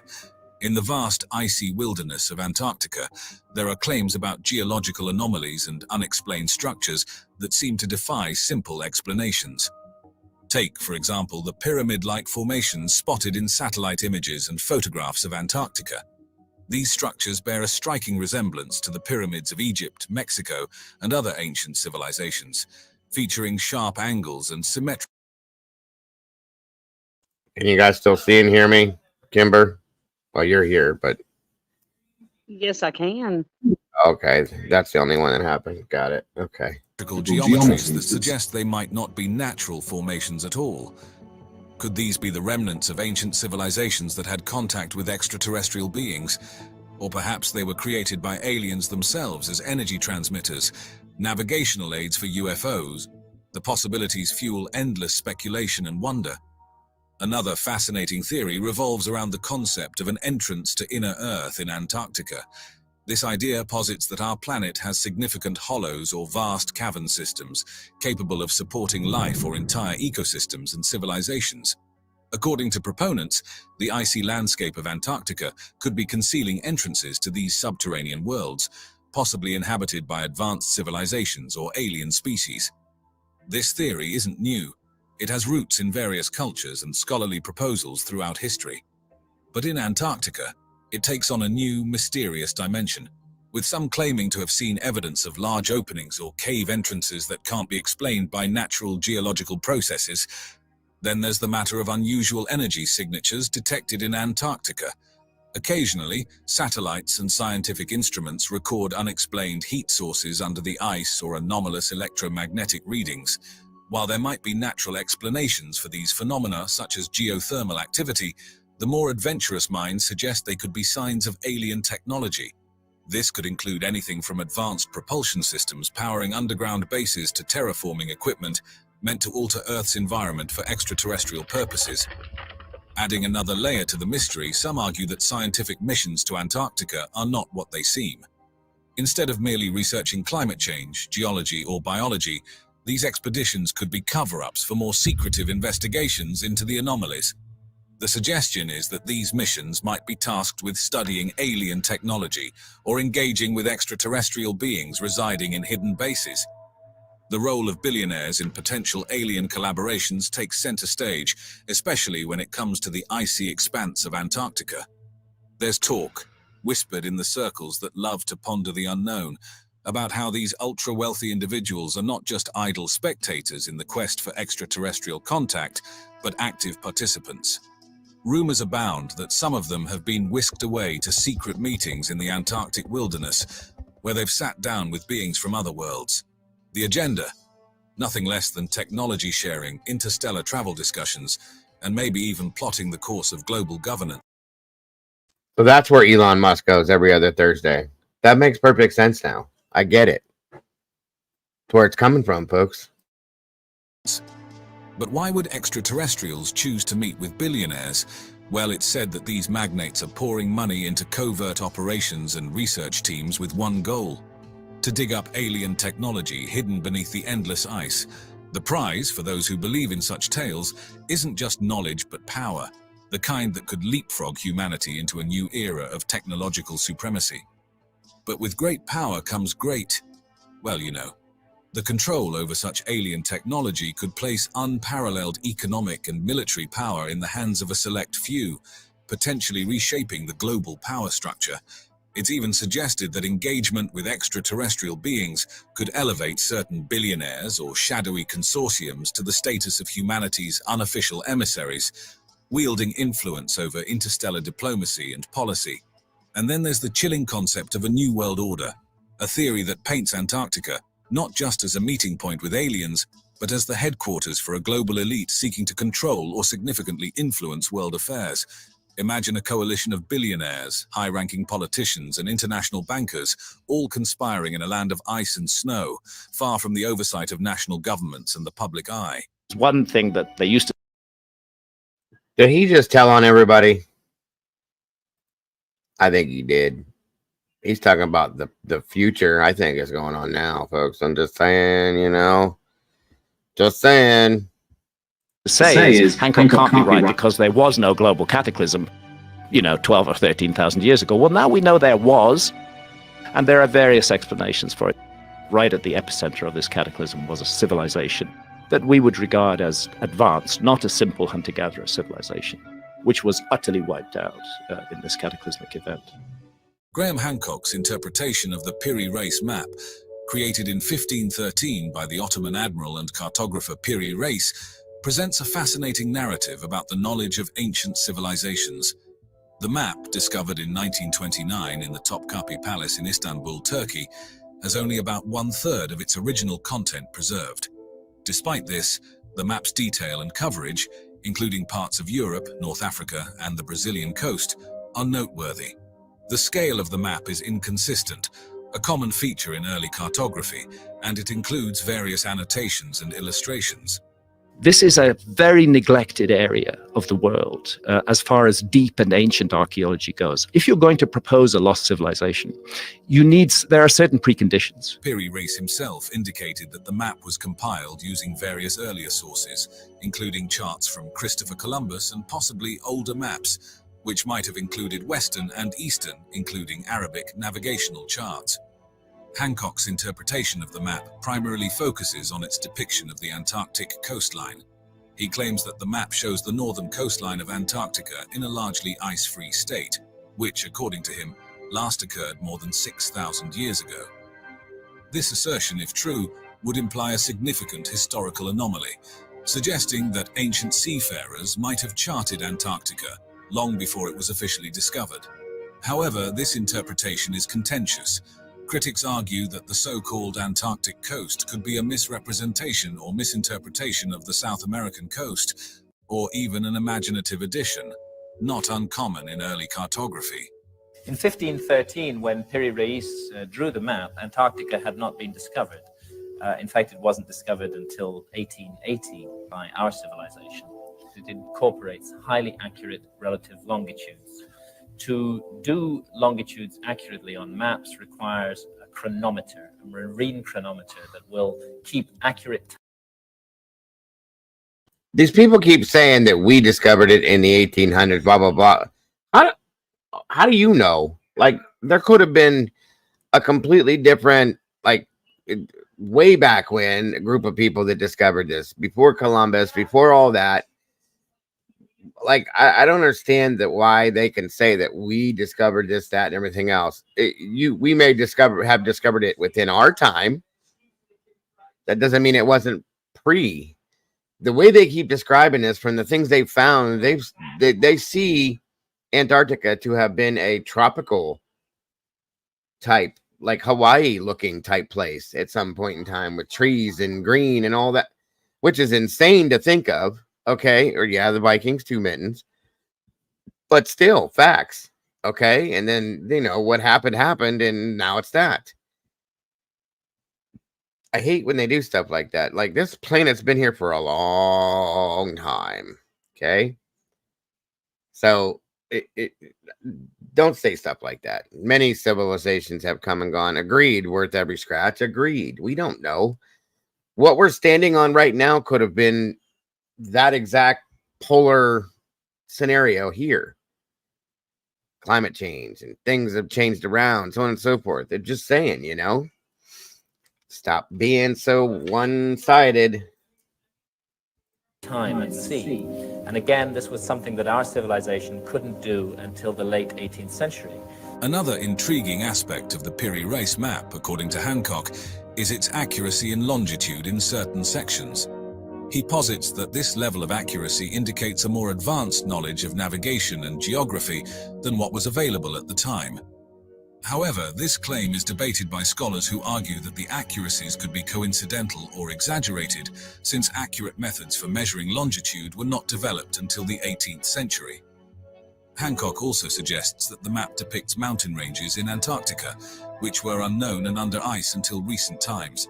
This, he believes, further points to ancient knowledge of geography.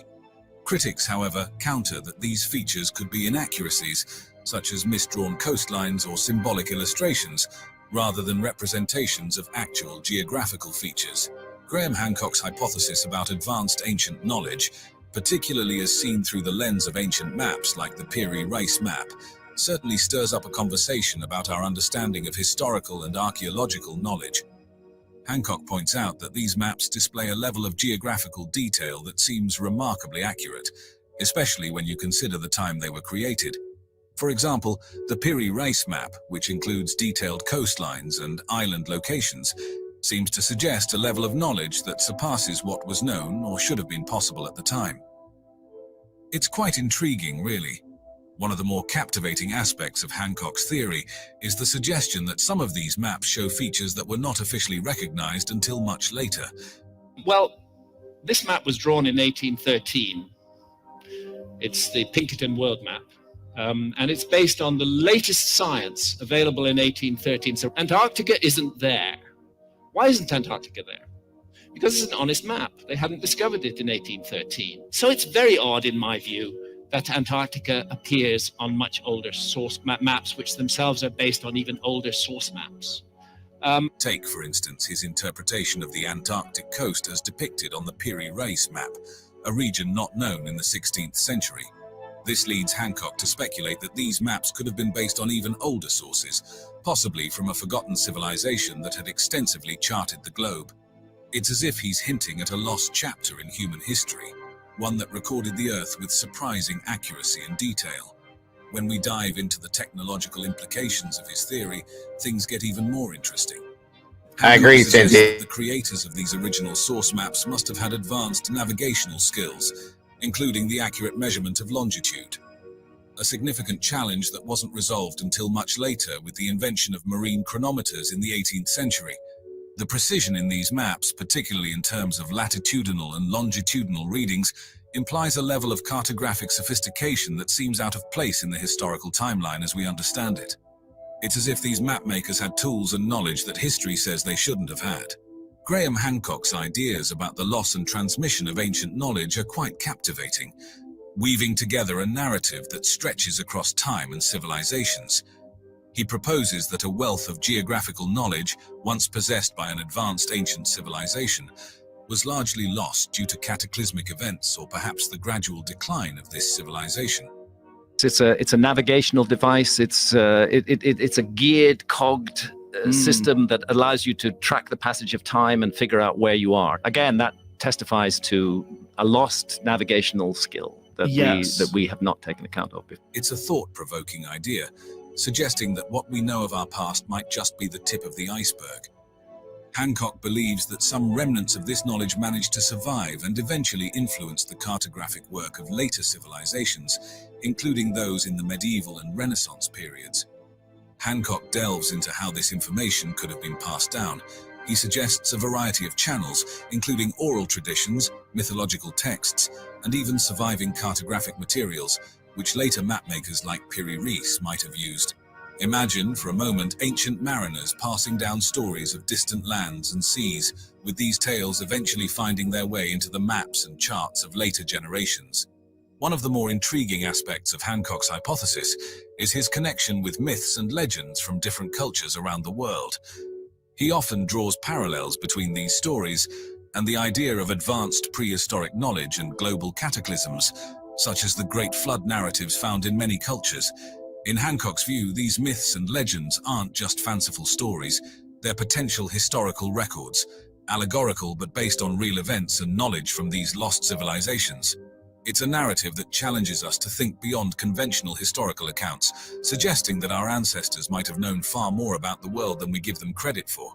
You see, the one thing there's no dispute about anymore is that the Younger Dryas was a cataclysm. The megafauna that die off, the disruption of human activity that takes place at that time, the huge climate changes, this was a cataclysm by any standards. Where the argument still goes on is what caused the cataclysm. Graham Hancock has this really interesting, if somewhat controversial, hypothesis about a global cataclysm that he believes occurred around 10,600 BCE.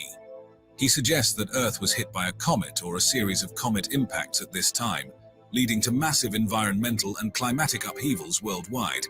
This idea is particularly interesting because he links it to the Younger Dryas period, a well-documented era of abrupt climate change that started around 12,900 years ago and lasted for about 1,300 years. The Younger Dryas is known for a sudden shift back to colder and drier conditions following a period of warming after the last ice age.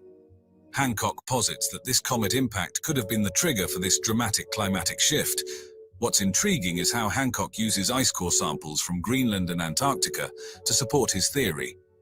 These ice cores, which provide a detailed record of past temperatures and atmospheric compositions, show evidence of a rapid climatic change during the Younger Dryas. He sees this as a smoking gun, indicating a major impact event. He also points to geological evidence like sediment layers that show signs of sudden environmental changes, further supporting his comet impact theory. We see all the megafauna dying off suddenly and rapidly. We see rises in sea level. We see a huge collapse in global temperature. What is becoming clearer and clearer is that the evidence that a comet was behind it is extremely strong. But Hancock doesn't stop there. He goes on to suggest that this hypothesized comet impact had profound effects on both flora and fauna, including contributing to the extinction of many large mammal species during what's known as the Pleistocene megafauna extinction. The changes in vegetation and ecosystems, he argues, would have had cascading effects on wildlife and human populations alike. For human societies, Hancock believes this event was catastrophic, causing significant disruptions and leading to the loss of advanced knowledge and cultural practices of prehistoric civilizations. It's like he's suggesting a kind of cultural amnesia, where societies forgot the advancements they had made. And then there's this fascinating idea that... Can you imagine that, though? That theory I've heard before, and it blew my mind. Basically, like, it gave the world and society amnesia, and that we were further advanced than we are now, and that because of that situation, we just forgot, and we're slowly but surely getting back to that scenario. That's crazy to me. The whole thought of that just like poof, you know. Survivors of this cataclysm might have passed on fragments of their advanced knowledge to other cultures, influencing the development of future civilizations. It's a narrative that makes you wonder about the connections between ancient civilizations and how knowledge could have been transferred across generations and geographies in ways we might not fully understand. Why this interest in the bottom of the world? Nobody living down there. I tell you one reason they're interested. It's by far the most valuable and important place left in the world for science. Have you ever heard of Operation High Jump? No, dude, it's Operation High Jump. What does that mean? You've never heard this? No. It's the greatest story ever, bro.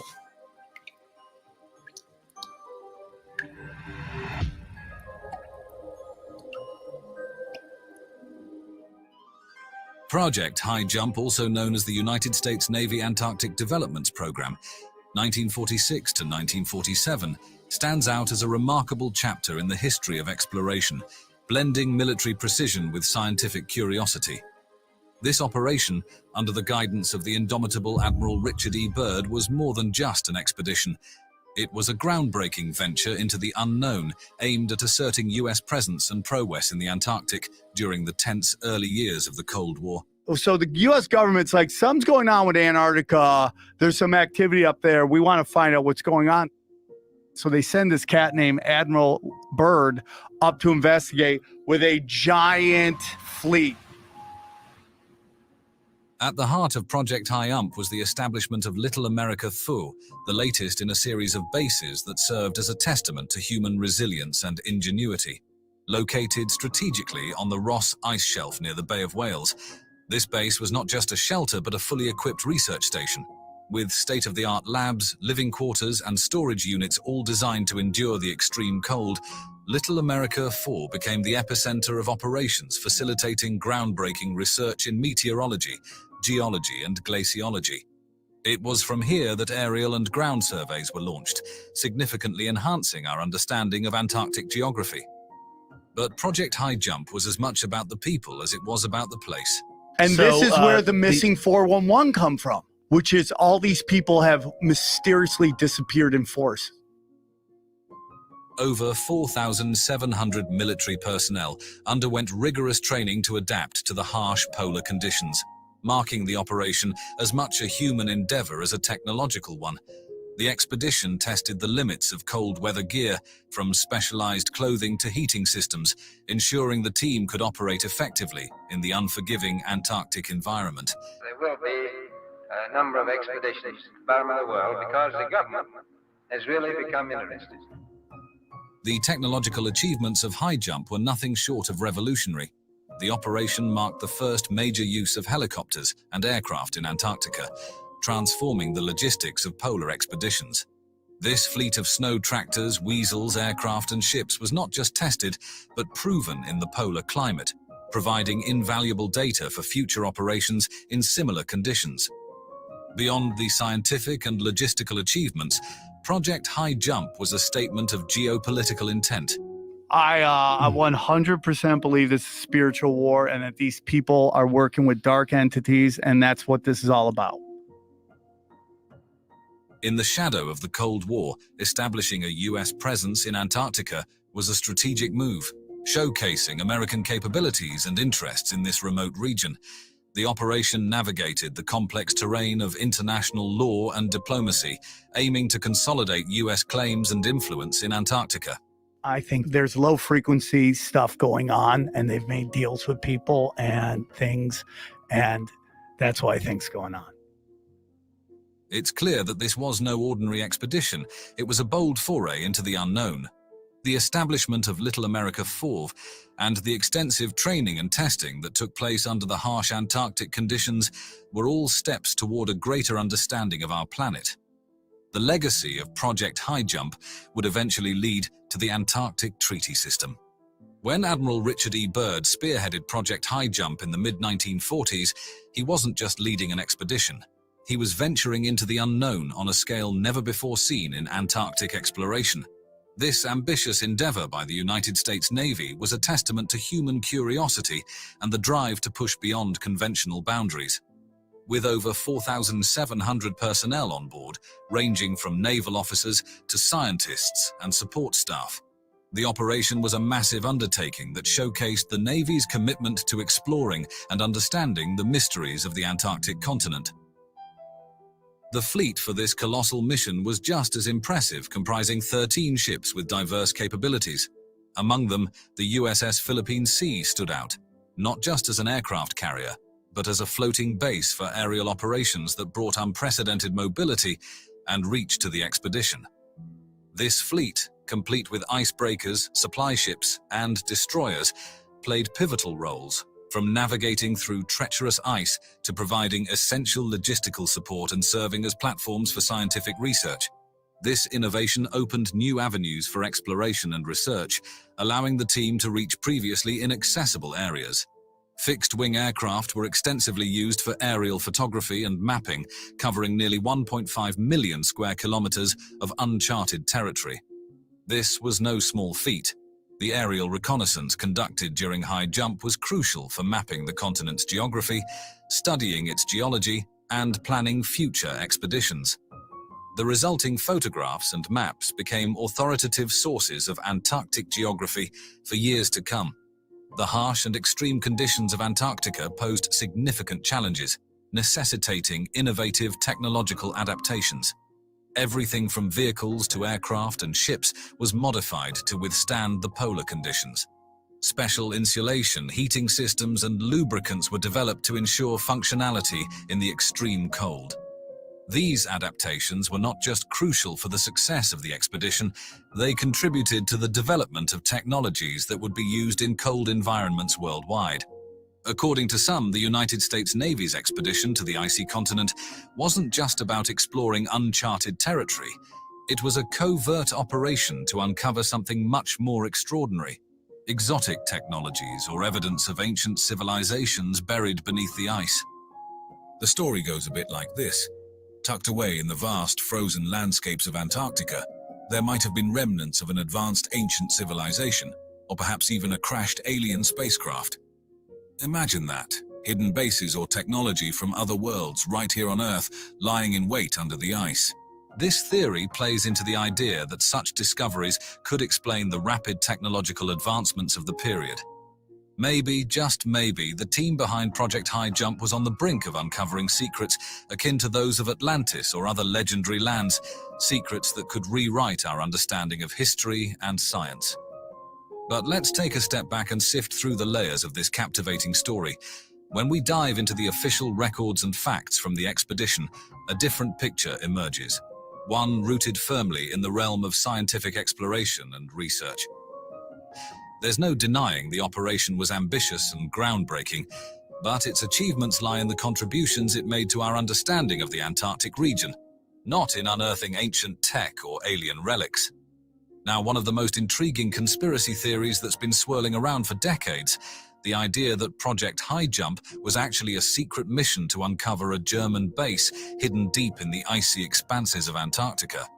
It's a tale that mixes real historical events with a hefty dose of speculation, all set against the mysterious backdrop of the Antarctic wilderness. Let's start at the beginning. Back in the late 1930s, Germany did indeed embark on an expedition to Antarctica, known as the Third German Antarctic Expedition. This venture was aimed at expanding Germany's whaling capacities and staking a territorial claim for resource extraction, naming the explored area Neuschwabenland, after a region in Germany. However, despite the grand ambitions, the expedition didn't result in the establishment of a permanent base, just a fleeting brush with the icy continent. Now onto the more thrilling part of the story, the theory that the Germans conducted secret drilling operations in Antarctica. According to various speculative narratives, these operations had several possible goals: hunting for rare minerals to power their war machine, establishing a covert base under the ice, dubbed Base 2111 or New Berlin, or even seeking out ancient knowledge or alien tech hidden in the Antarctic depths. It's the stuff of science fiction with a dash of historical intrigue. But let's pause for a reality check. The technical feats required for deep drilling in the Antarctic ice are formidable, even by today's standards. Considering the technology available in the 1930s and 1940s, the idea that they could have pulled off such a feat is highly improbable. Modern ice core drilling projects, which have successfully reached great depths, rely on sophisticated equipment and logistics that simply weren't at the Germans' disposal. But as World War II came to a close, rumors started to take flight. Stories began circulating about Germans fleeing and seeking refuge in a secret base in Antarctica, supposedly established in the wake of the Richter expedition. As the years went by, this theory found its way into various books, articles, and... Yeah, there's a giant hole that they show that they blur from time to time. They blame it on something completely different, but I don't know. Thank you, Paula. Welcome, Raylene. Good to see you. Good to have you here. and eventually online forums and documentaries, each iteration adding layers to the narrative.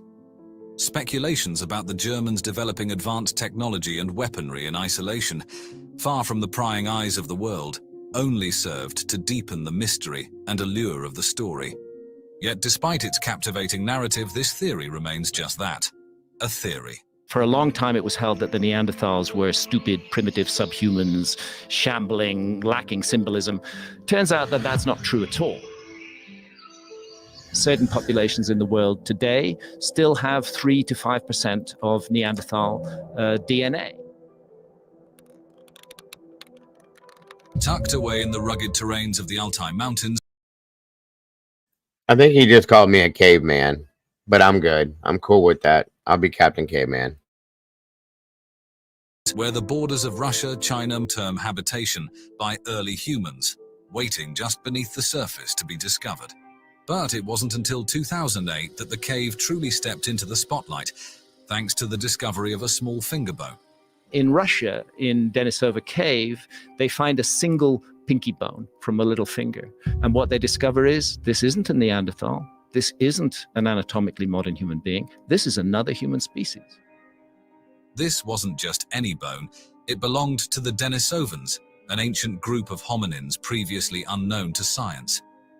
Suddenly, the world was paying attention, eager to learn more about these mysterious inhabitants. The cave, with its rich layers of history buried within, revealed that it had been a bustling crossroads for different groups over tens of thousands of years. What's particularly intriguing about the Denisova Cave is not just its archaeological wealth, but also its location. Nestled in a remote part of the Altai Mountains, reaching it is no small feat. The harsh climatic conditions add an extra layer of challenge for those daring enough to explore its secrets. Yet it's precisely these obstacles that make the cave so alluring to researchers from across the globe. Every expedition brings us closer to understanding not just the Denisovans, but the broader narrative of human history. Imagine stumbling upon a piece of the puzzle that is human history, hidden away in the depths of Siberia's Denisova Cave. The Denisovans are a bit of a mystery, genetically distinct from both modern humans and Neanderthals. Their DNA tells us they branched off from Neanderthals around 400,000 years ago, enriching the narrative of the Pleistocene era's human saga. But when it comes to what they looked like, we're mostly in the dark. Our clues? Just a finger bone, a few teeth, and a piece of skull. Though these fragments are robust, they hint at Denisovans being well equipped for surviving the tough Pleistocene Asia. Now here's where it gets really interesting. The Denisovans didn't just keep to themselves, they left a mark on us modern humans. Certain groups today, especially in Asia and Oceania, carry Denisovan DNA. For instance, the indigenous people of Melanesia, including Papua New Guineans, have about 5% of their DNA from Denisovans. This reveals a history of ancient interbreeding that is more complex and common than we ever imagined. Anatomically modern humans interbred with Neanderthals. You can't interbreed with another species. They clearly were human beings. Denisovans mixed not just with modern humans, but also Neanderthals and possibly another yet unidentified ancient human group. But what about their way of life? The Denisova Cave has given us a glimpse, yielding sophisticated tools, a bone needle, and even jewelry. These finds suggest a culture and level of sophistication that challenges our understanding of archaic humans. Their discovery of the Denisovans has been a game changer in evolutionary biology, painting a picture of our past that's far more intricate than previously thought. It's not just about who we are, but who we're connected to, revealing a web of interactions among ancient human species across Eurasia. Yet, for all we've learned, the Denisovans remain shrouded in mystery. With each fossil fragment and DNA sequence, scientists are slowly piecing together the jigsaw of our ancient past. The Denisovan genome in particular continues to be a treasure trove of information, promising to unlock even more secrets as research progresses. This story is far from over. It's an ongoing journey of discovery into who we are and where we come from. Siberia's Yakutia region, known for its jaw-dropping temperature extremes, is home to a place as intriguing as its ominous name suggests, the Valley of Death. Tucked away in the northeastern part of Siberia, in the Sakha Republic, This valley is not just a testament to nature's extremes, but also a canvas for mysteries that boggle the mind. What sets this valley apart are the curious metallic structures scattered across its landscape. Picture this: dome-like formations and metal objects, some peeking out of the earth as if partially buried treasures, all wrapped in a mystery. Are they ancient artifacts, remnants of meteorite impacts, or something else? The truth is, we're still scratching our heads trying to figure it out. Getting to the Valley of Death is an adventure in itself. It's remote, wildly inhospitable, and the weather swings from scorching summers to winters that would give even the hardiest explorer pause. This makes studying those mysterious structures all the more challenging. Local folklore adds layers of intrigue to the valley. The Yakut people have tales that could make your hair stand on end, associating the valley and its metallic mysteries with danger and otherworldly energies. According to legend, these structures could wield unknown powers, causing illness or worse to those who dare too close. While these stories add to the valley's mystique, they remain unverified whispers of the past. Scientists, on their part, have theories that could explain the existence of these structures. Some suggest they might be the aftermath of meteorite impacts, pointing to Siberia's history with celestial events like the famous Tunguska explosion. Others speculate they could be the work of ancient humans or a civilization lost to time, leaving behind these puzzling artifacts. But here's the rub. Actually exploring this area is incredibly tough. The extreme climate, the area's seclusion, and the sheer lack of infrastructure make sustained research difficult. This scarcity of empirical data means much about the Valley of Death remains a tantalizing mystery. This shroud of mystery isn't just a magnet for scientists. Historians, paranormal enthusiasts, and even adventurous tourists are drawn to its secrets. The allure of uncovering more about Siberia's ancient past and its uncharted territories is irresistible. As technology and exploration methods improve, who knows what secrets we'll unearth from the Valley of Death? Until then, it remains one of Siberia's most captivating enigmas, a place where history, legend, and science converge in the most mysterious of dances. Let's dive into one of Siberia's most mind-boggling mysteries, the Tunguska event of 1908. Imagine a blast so powerful it flattens 80 million trees over an area of 2,150 square kilometers.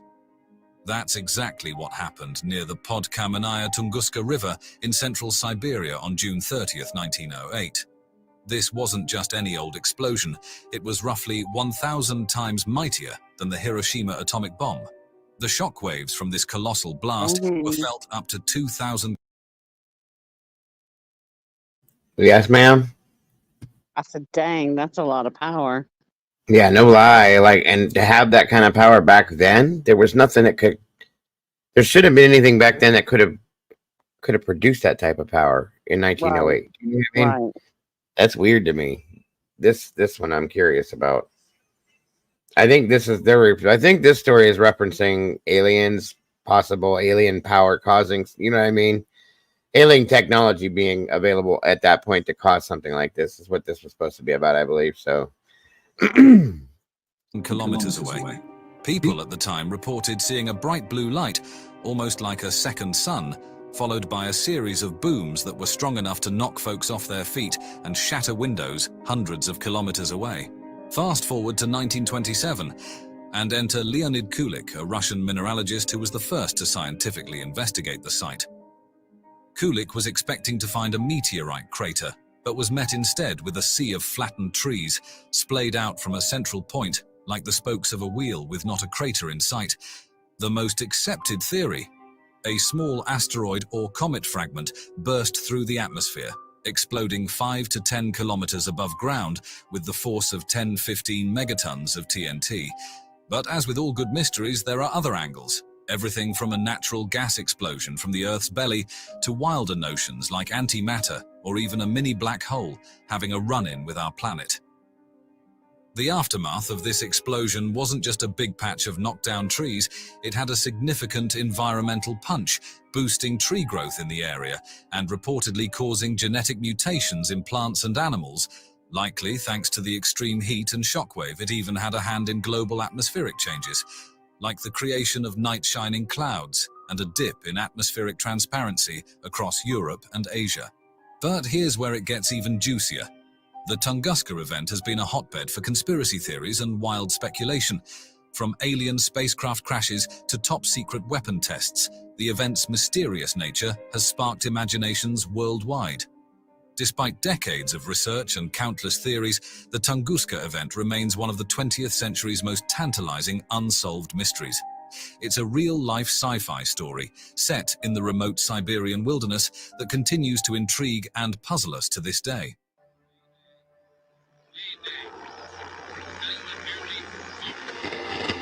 Found something in the ice. Can anybody hear me? We found something. Finally. We found something.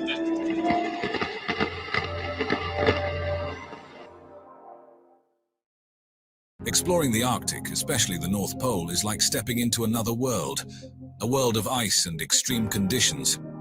But guess what? Thanks to some incredible technological advancements, we're not just surviving in this icy wilderness, we're actually thriving and discovering more every day. What frozen relics lay beneath the ice preserved for millennia? The ice is like a time capsule waiting to be thawed out to tell us about our ancient brothers in past. Before we get into what is frozen up there, let's get into how we get there. Take icebreakers, for instance. These aren't your average boats. They're like the Hercules of the sea, built with super strong steel hulls to muscle through ice several meters thick. And their engines? We're talking about power on a whole different level. Some of them are even nuclear powered, which means they can keep going for years without a break. It's like having the endurance of a marathon runner with the strength of a heavyweight boxer. And navigating through a maze of ice is no joke. These icebreakers are equipped with GPS and radar systems so advanced, they make your car's navigation look like a child's toy. They find the best and safest paths through the ice, avoiding any nasty surprises that might be waiting.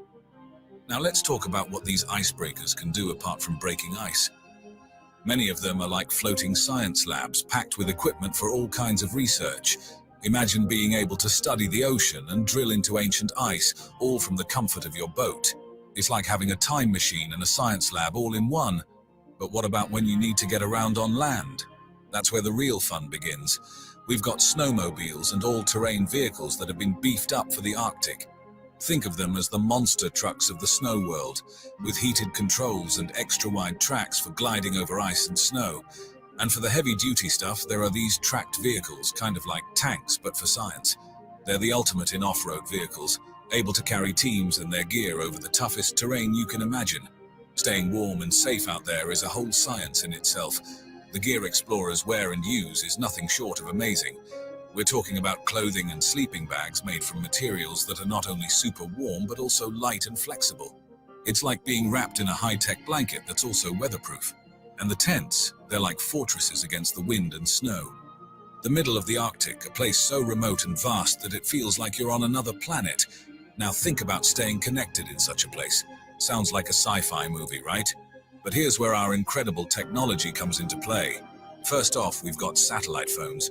These aren't your average smartphones. They're like lifelines to the outside world, working in the coldest of colds, ensuring that no matter where you are in this icy wilderness, you can reach out and touch someone, metaphorically speaking. And then there's GPS, the global positioning system. This is like the ultimate compass, but way more high-tech. In the Arctic, where everything around you is just snow and ice, GPS devices are what keep you on track, literally. They tell you where you are, where you're going, and how to get back. It's like having a personal guide who knows every inch of this frozen world. Now let's talk about radios. We're using shortwave and VHF radios, which might sound old school, but they're super reliable. These radios are perfect for when you need to chat with someone nearby, or when those high-tech satellites decide to play hide and seek. It's like having a trusty sidekick that's always ready to go. But wait, there's more. We've got these automated weather stations scattered around, and they are like our eyes and ears in the Arctic.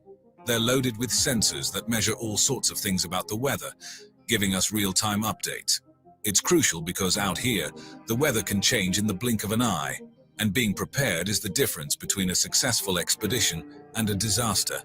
These stations are pretty much self-sufficient, running remotely and sending us data via satellite. So even when we're not there, we're still getting updates. It's like having a guardian watching over the Arctic, keeping an eye on things. Now you know the Arctic, with its vast frozen landscapes and harsh conditions, is like Planet Hoth from Star Wars, except right here on Earth. But get this, humans have been calling this icy frontier home for thousands of years. It's a story that's as incredible as it is inspiring. Way back during the last ice age, we're talking about something like 20,000 to 40,000 years ago, the first adventurous souls made their way into the Arctic. Imagine that time. It was an era when mammoth and saber-toothed tigers roamed, and these hunter-gatherers followed them over land bridges like the one that existed between what's now Russia and Alaska. They were living a life on the move, in a world where the sun barely rose in winter. Then, when the Ice Age packed its bags and left, around 11,700 years ago, things started warming up a bit. This change revealed new habitable lands, and people began to settle down, building communities and really getting to know their chilly neighborhood. We found tools and all sorts of stuff from these ancient Arctic folks, giving us a peek into how they transitioned from life on the go to setting up shop. Over thousands of years, several cultures popped up in the Arctic. The Paleo-Eskimos, with their top-notch tool-making skills, were like the first wave. Then, around 1,000 years ago, the Thule culture emerged, who were the ancestors of today's Inuit people. They were like the Arctic innovators, coming up with cool stuff like dog sleds, now surviving in the Arctic. It's not like living anywhere else. These folks were the MacGyvers of their time, building igloos out of snow blocks. Genius. They're warm, sturdy, and the design is so clever it keeps the cold out and the cozy in. And they figured out how to heat these places with oil lamps without turning them into saunas.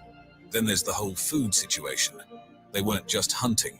They were crafting specialized tools like harpoons and bows, tailored for Arctic conditions. And talk about transport. They had kayaks and umiaks for water and sleds for snow, all animal-powered. Diving into the mysteries of the Arctic Ocean is like unlocking the secrets of an alien world right here on Earth. Beneath the icy surface, there's a whole landscape of underwater mountains, and it's as mind-blowing as any cosmic mystery. Thanks to some really high-tech submarines and remotely operated vehicles, we've been able to get a glimpse of these hidden giants. These machines are like our deep-sea eyes, equipped with sonar and imaging systems that bring the unseen into view. Navigating these icy waters is no walk in the park. It's a world of extreme cold, shifting ice and remote locations. But despite these challenges, we've managed to map out an incredible underwater terrain that's got valleys, peaks, and ridges, much like the mountain ranges on land. Now let's talk about what these mountains are made of. We've got a mix of rocks like basalt and granite down there. Some of these formations are even volcanic, hinting at fiery pasts beneath these frozen waters. It's like finding clues to a long-lost world. The way these mountains came to be is a tale of Earth's inner workings, the shifting and shuffling of tectonic plates, creating and shaping these massive structures. It's a story that's been unfolding for millions of years, written in stone under the sea. But here's the really fascinating part. These underwater mountains aren't just geological wonders. They're like the beating heart of the Arctic marine life. They influence ocean currents and create spots where cold, nutrient-rich waters come up to the surface. This process is like setting the table for a grand feast, attracting all sorts of marine life and making these areas hotspots for biodiversity. You've got everything from tiny plankton to big marine mammals and birds, all thriving thanks to these underwater giants. Studying these ranges isn't just about mapping the seafloor. It's about understanding the complex web of life in these icy waters. And there's a bigger picture too. These mountain ranges are like the canaries in the coal mine for climate change. Changes in water temperature and ice cover can shake up the whole system, affecting the currents and the life that depends on them. These underwater mountain ranges in the Arctic is like piecing together a puzzle that stretches from the depths of the Earth to the surface of the sea. Exploring the Arctic's ice caps and glaciers is like unraveling a story that's been frozen in time, literally. It's an icy world up there, but it holds secrets that could tell us a lot about our planet's past and future. One of the coolest ways we get to know these icy giants is by drilling into them. We take these long cylinders of ice called ice cores, and they're like time capsules. Each layer is a snapshot of a different era, going back thousands, sometimes even hundreds of thousands of years. It's like having a history book written in snow and ice. These ice cores are amazing. They've got trapped air bubbles, tiny particles, and even isotopes that give us the lowdown on what the Earth's atmosphere was like way back when. Think about it, we can learn about ancient volcanic eruptions and past temperature changes, all from a piece of ice. It's like being a detective, but for climate history. And then there's the way these ice caps and glaciers move. It's not just a slow crawl. We're talking about a complex dance influenced by the temperature, ocean currents, winds, and even the shape of the land and seafloor underneath. The way to keep an eye on this: satellites. These high-tech eyes in the sky give us a bird's-eye view of how the ice is flowing and changing over time. It's like watching a slow-motion ballet from space. But why does all this matter? Well, the way these ice masses move and change is a big deal for understanding our planet's climate system. It's not just about the Arctic, it's about the whole Earth. The way ice caps and Okay, so he went around all that and still never really showed it. So, whatever. We've been here 4.5 hours. Sure, you guys are more than bored. This was supposed to lead into some other stuff, but we didn't get to it because there's too many of them. Eventually, there's more to go to. They all run together and tell these different stories that are supposed to lead into this other thing. They kind of hit it around to the whole alien technology thing and all that kind of stuff and what's going on up there. But like I said, it was all mostly history stuff, which, yeah, it was interesting, but it didn't tell the story that I wanted to. I am going to fall asleep, so I think I need to be done. Unfortunately, this is very interesting. I like watching this kind of stuff, to be honest with you. It really is. And it teaches a lot of things that we typically wouldn't know on a daily basis. You know what I mean? That's what I like about this. They don't get to the point until way too far after, and I have to go through a whole other video. But I am burnt out, guys. I'm really tired tonight, so I think I'm gonna bring it down. We've been here 4.5 hours anyway. That went by quick, God. So we'll come back to it again. There's so much more to Antarctica that I have to be able to pull it apart. Oh hell, Tomboy's in here. I'm surprised. Wonder if there's oxygen down there. I'm sure there is, Scratch. Honestly, I'm sure there is. Have a good night, guys. Annie and CJ, thank you for joining us. I hope you enjoyed it in some senses. Hi, Tomba. It's really late for Tomboy to be in here. I'm surprised. She doesn't have a bedtime tonight, she said. Oh, well, isn't that nice? Well, anyway, like I said, I hope you guys got something out of it. It was a lot less paranormal than I thought it was going to be, but it's okay. I read the side notes of it, and they put me in a different place completely. Hey there, Alabama Mama, good to see you. Maybe we'll pick this up again on another Friday night to finish up the rest of it. We have other stuff coming too, though. We are going to be touching on the missing 411 scenario and some other theories that are behind that now. That some new stuff that has come out of that. There's quite a bit of other stuff that I have that we're going to be looking into. So I got to save room for all of it, but we will definitely be coming back to this stuff because I really enjoy this stuff. And we're going to be looking into military programs that borderline on the paranormal, Manhattan Project and stuff like that. That was really interesting how those things worked out. They kind of lean towards a rip in the Jesus, I'm thinking here.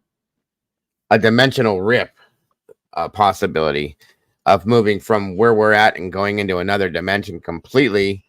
And this was something done by the military. It's based on what you believe and what you think of it. So it's very interesting stuff. We're going to be getting into that too here one of these nights.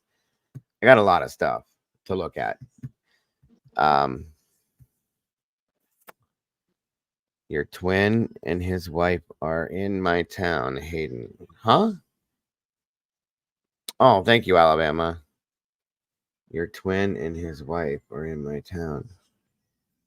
Who is my twin and his wife? Your son.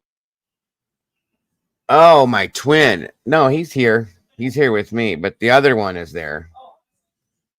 Yes, they are in Hayden at the top of Arkadelphia Road, my dear. if you're familiar with that. That's where they're at. They should be leaving tomorrow night sometime. I'm sorry. I'm burnout. Sorry. That's the dingbat stuff. My apologies. My brain is squeezed dry. Well, absolutely. I hope you did enjoy somewhat of it. But like I said, there's more stuff that's coming down the pike here. Really interesting stuff, to be honest with you, that I hope you guys are going to be interested in as well. Have a great night, DS. Thank you for joining us. You do know where that's at, Alabama?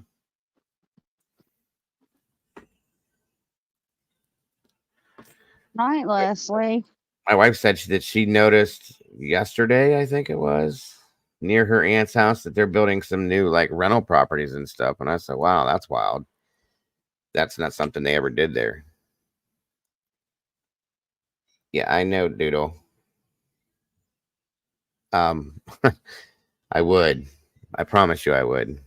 But we're not going to get into that right now. So anyway, I'm really interested in bringing this other stuff to you. I wish I could do this more than one day a week, but that's why that other channel is going to be coming into effect. Yes, I let her. Oh, okay. Wow, that's really close. Country Road 5. Absolutely. Really cool. Yep, that's where they be right now. Her and my twin sons and my daughter-in-law. And both my grandkids. Me and the mini me are here. The mini bigger than me, I should say.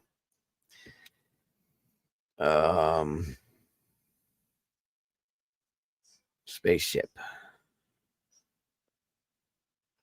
Oh, my neck. Absolutely, Leslie. Raylene Kerr, happy to be here as always. How are you? Always in my prayers, mate. Absolutely. Thank you, Raylene. I appreciate you very much, and it's wonderful to have you here. Absolutely wonderful. So, yeah. So that's going to probably conclude the paranormal thing for tonight. It wasn't so paranormal as it was a history lesson, guys. So, I mean, they did bring to the surface some of the mysteries and secrets of Antarctica that have been talked about, and it gave you the different levels. Well, it gave you the version of it that the government wants us to believe. Okay.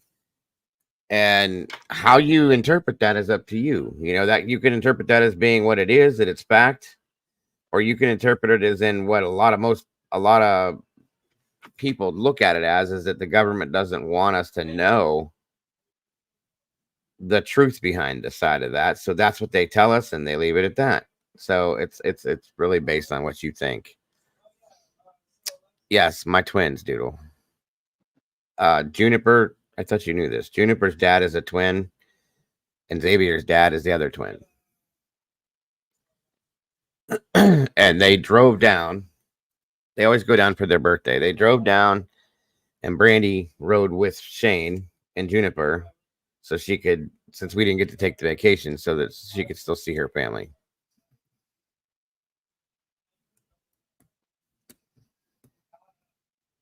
Okay. Gotcha, Bama. And when they call you a conspiracy theory, and then yes. Yeah, absolutely, Cynthia. They gotta make it look good, you know what I mean? I mean, some of this stuff, guys, if you look at the situations of it, it's like, come on. Like, what are the odds, you know? And how? So, just saying. I think it's very easy to believe. Let me put it this way, okay? I think I said this before, too. If you look at the technological advancements that we have had just over the past 50 years, okay? 1974, since the year I was born, 1974.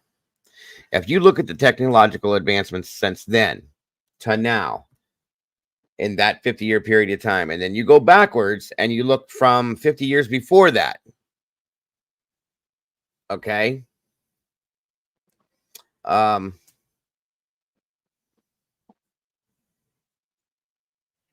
So what, 1914? Look from that to 1974. There was nothing. I mean, it was a joke.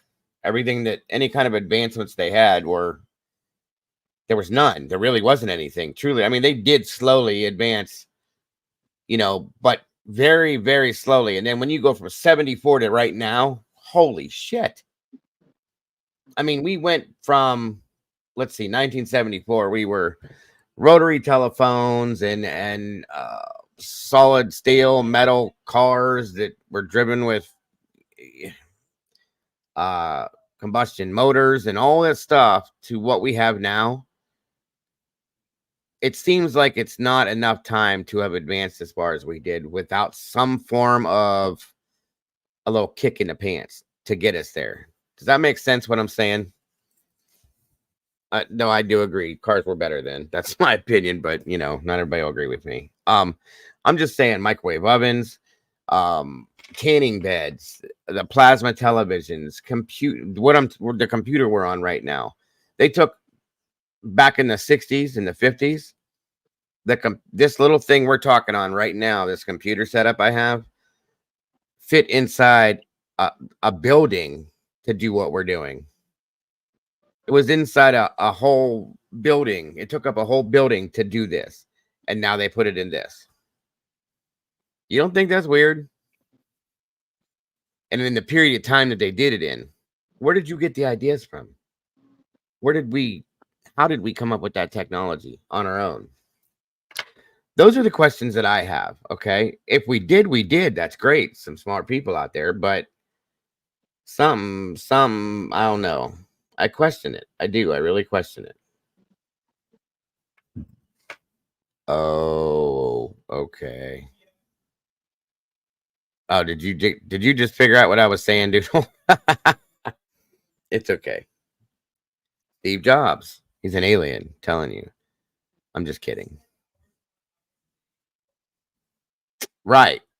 Huge computers. It was a super, giant computers were in buildings. It took a whole building to house the size of a computer to run one program that we can run on this little box right now.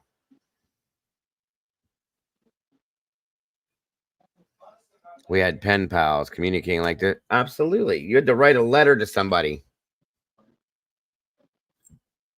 At some point, we had a phone operator that was sitting in a room with all these little plugs in front of her, and she had to connect one plug to another plug to make a phone call happen.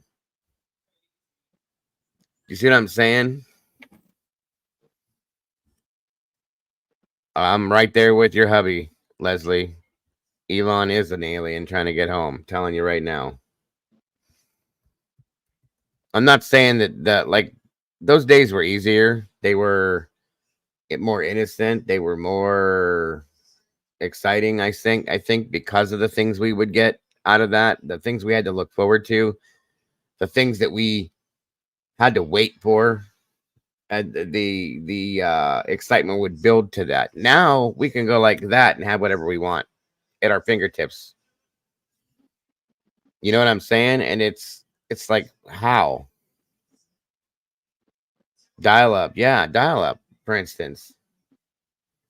How do we get a signal to go? Well, 5G, for instance, there's another one. 5G was invented within like the period of a few years, guys, and it took that advancement so far ahead from where it was.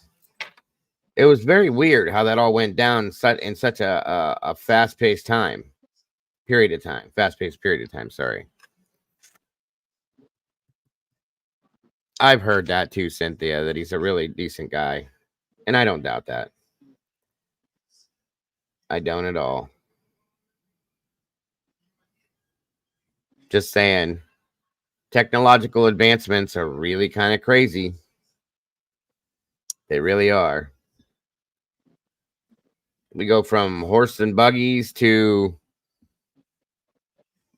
the Ford motor car, the Model T, the Model A, to the Tesla.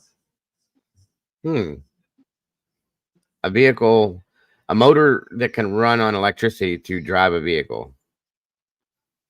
The fact that we can do this right now, and I'm talking to 34 people that are all over the country right now.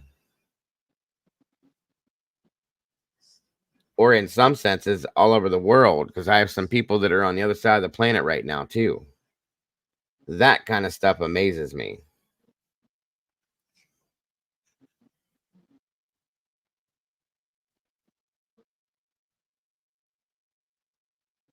Oh, that's really cool, Cynthia.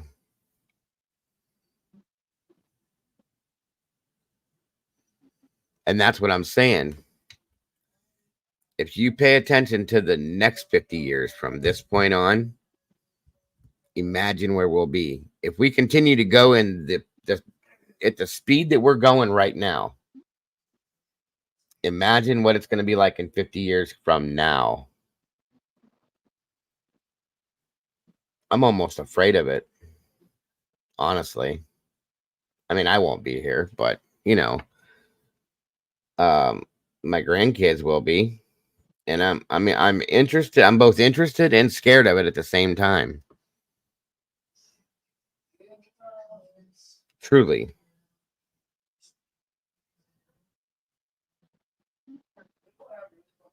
Especially with what the advancements with AI, that creeps me out in a lot of ways. It really does. It's unnatural. And it's weird. But as is anything, we get weirded out by new things that we're not comfortable with, that we don't know about, you know? Just saying.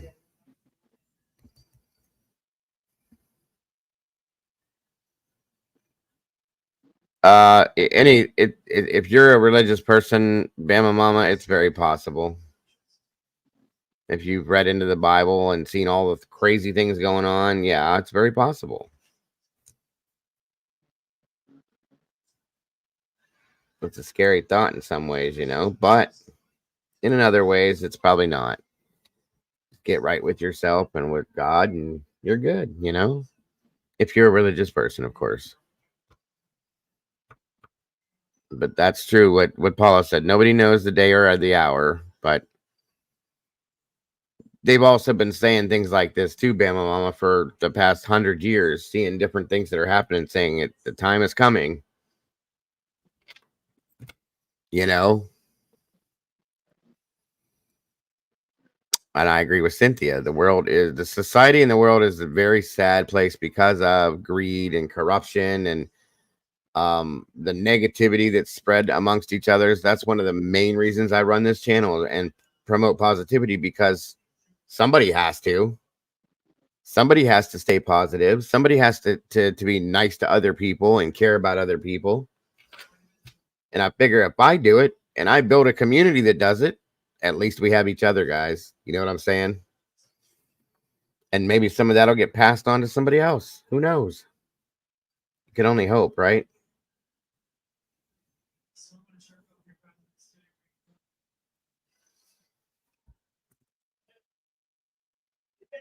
That's it. Absolutely. Positive vibes, kindness, care about each other. We're all we got, you guys. We are all we got.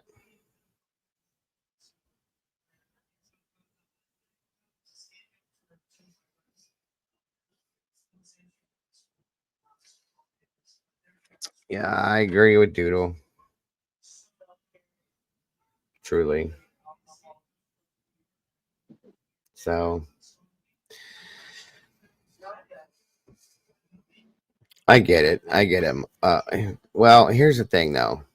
I am a religious person, 100, and the world right now really scares me because of my babies have to suffer in the world, go to hell, and God isn't coming back yet. Then we suffer. Well, just remember, if you are religious and you have followed the Bible, what it says about all that.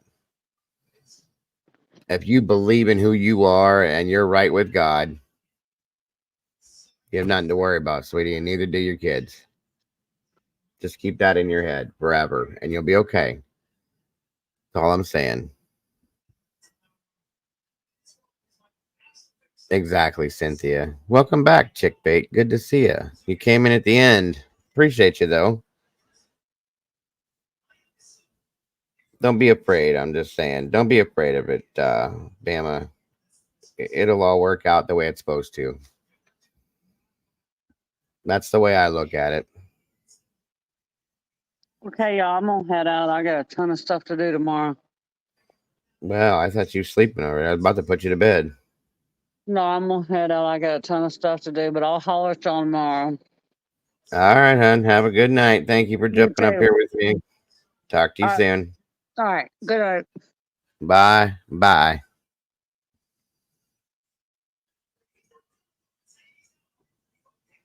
Didn't want to not say hi. Oh, you're fine. You're absolutely fine, hon. Hello, criminal. Confidential. Good to see you. Better late than never, right? Absolutely, dear. All right, all you amazing peeps, guys, do me a favor. That's right, Paula. Absolutely right. And that's the other right.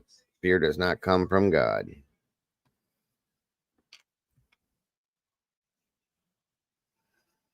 No, I understand that, Bama. You're okay. So, all right, guys. Like I said, don't forget to love yourselves and love each other, please. And don't change anything because you guys are absolutely amazing people. I love you all so very much. I appreciate you all so very much. And I will see you all tomorrow. Other than that, much love to each and every one of you guys. Have a great night and God bless. Bye-bye.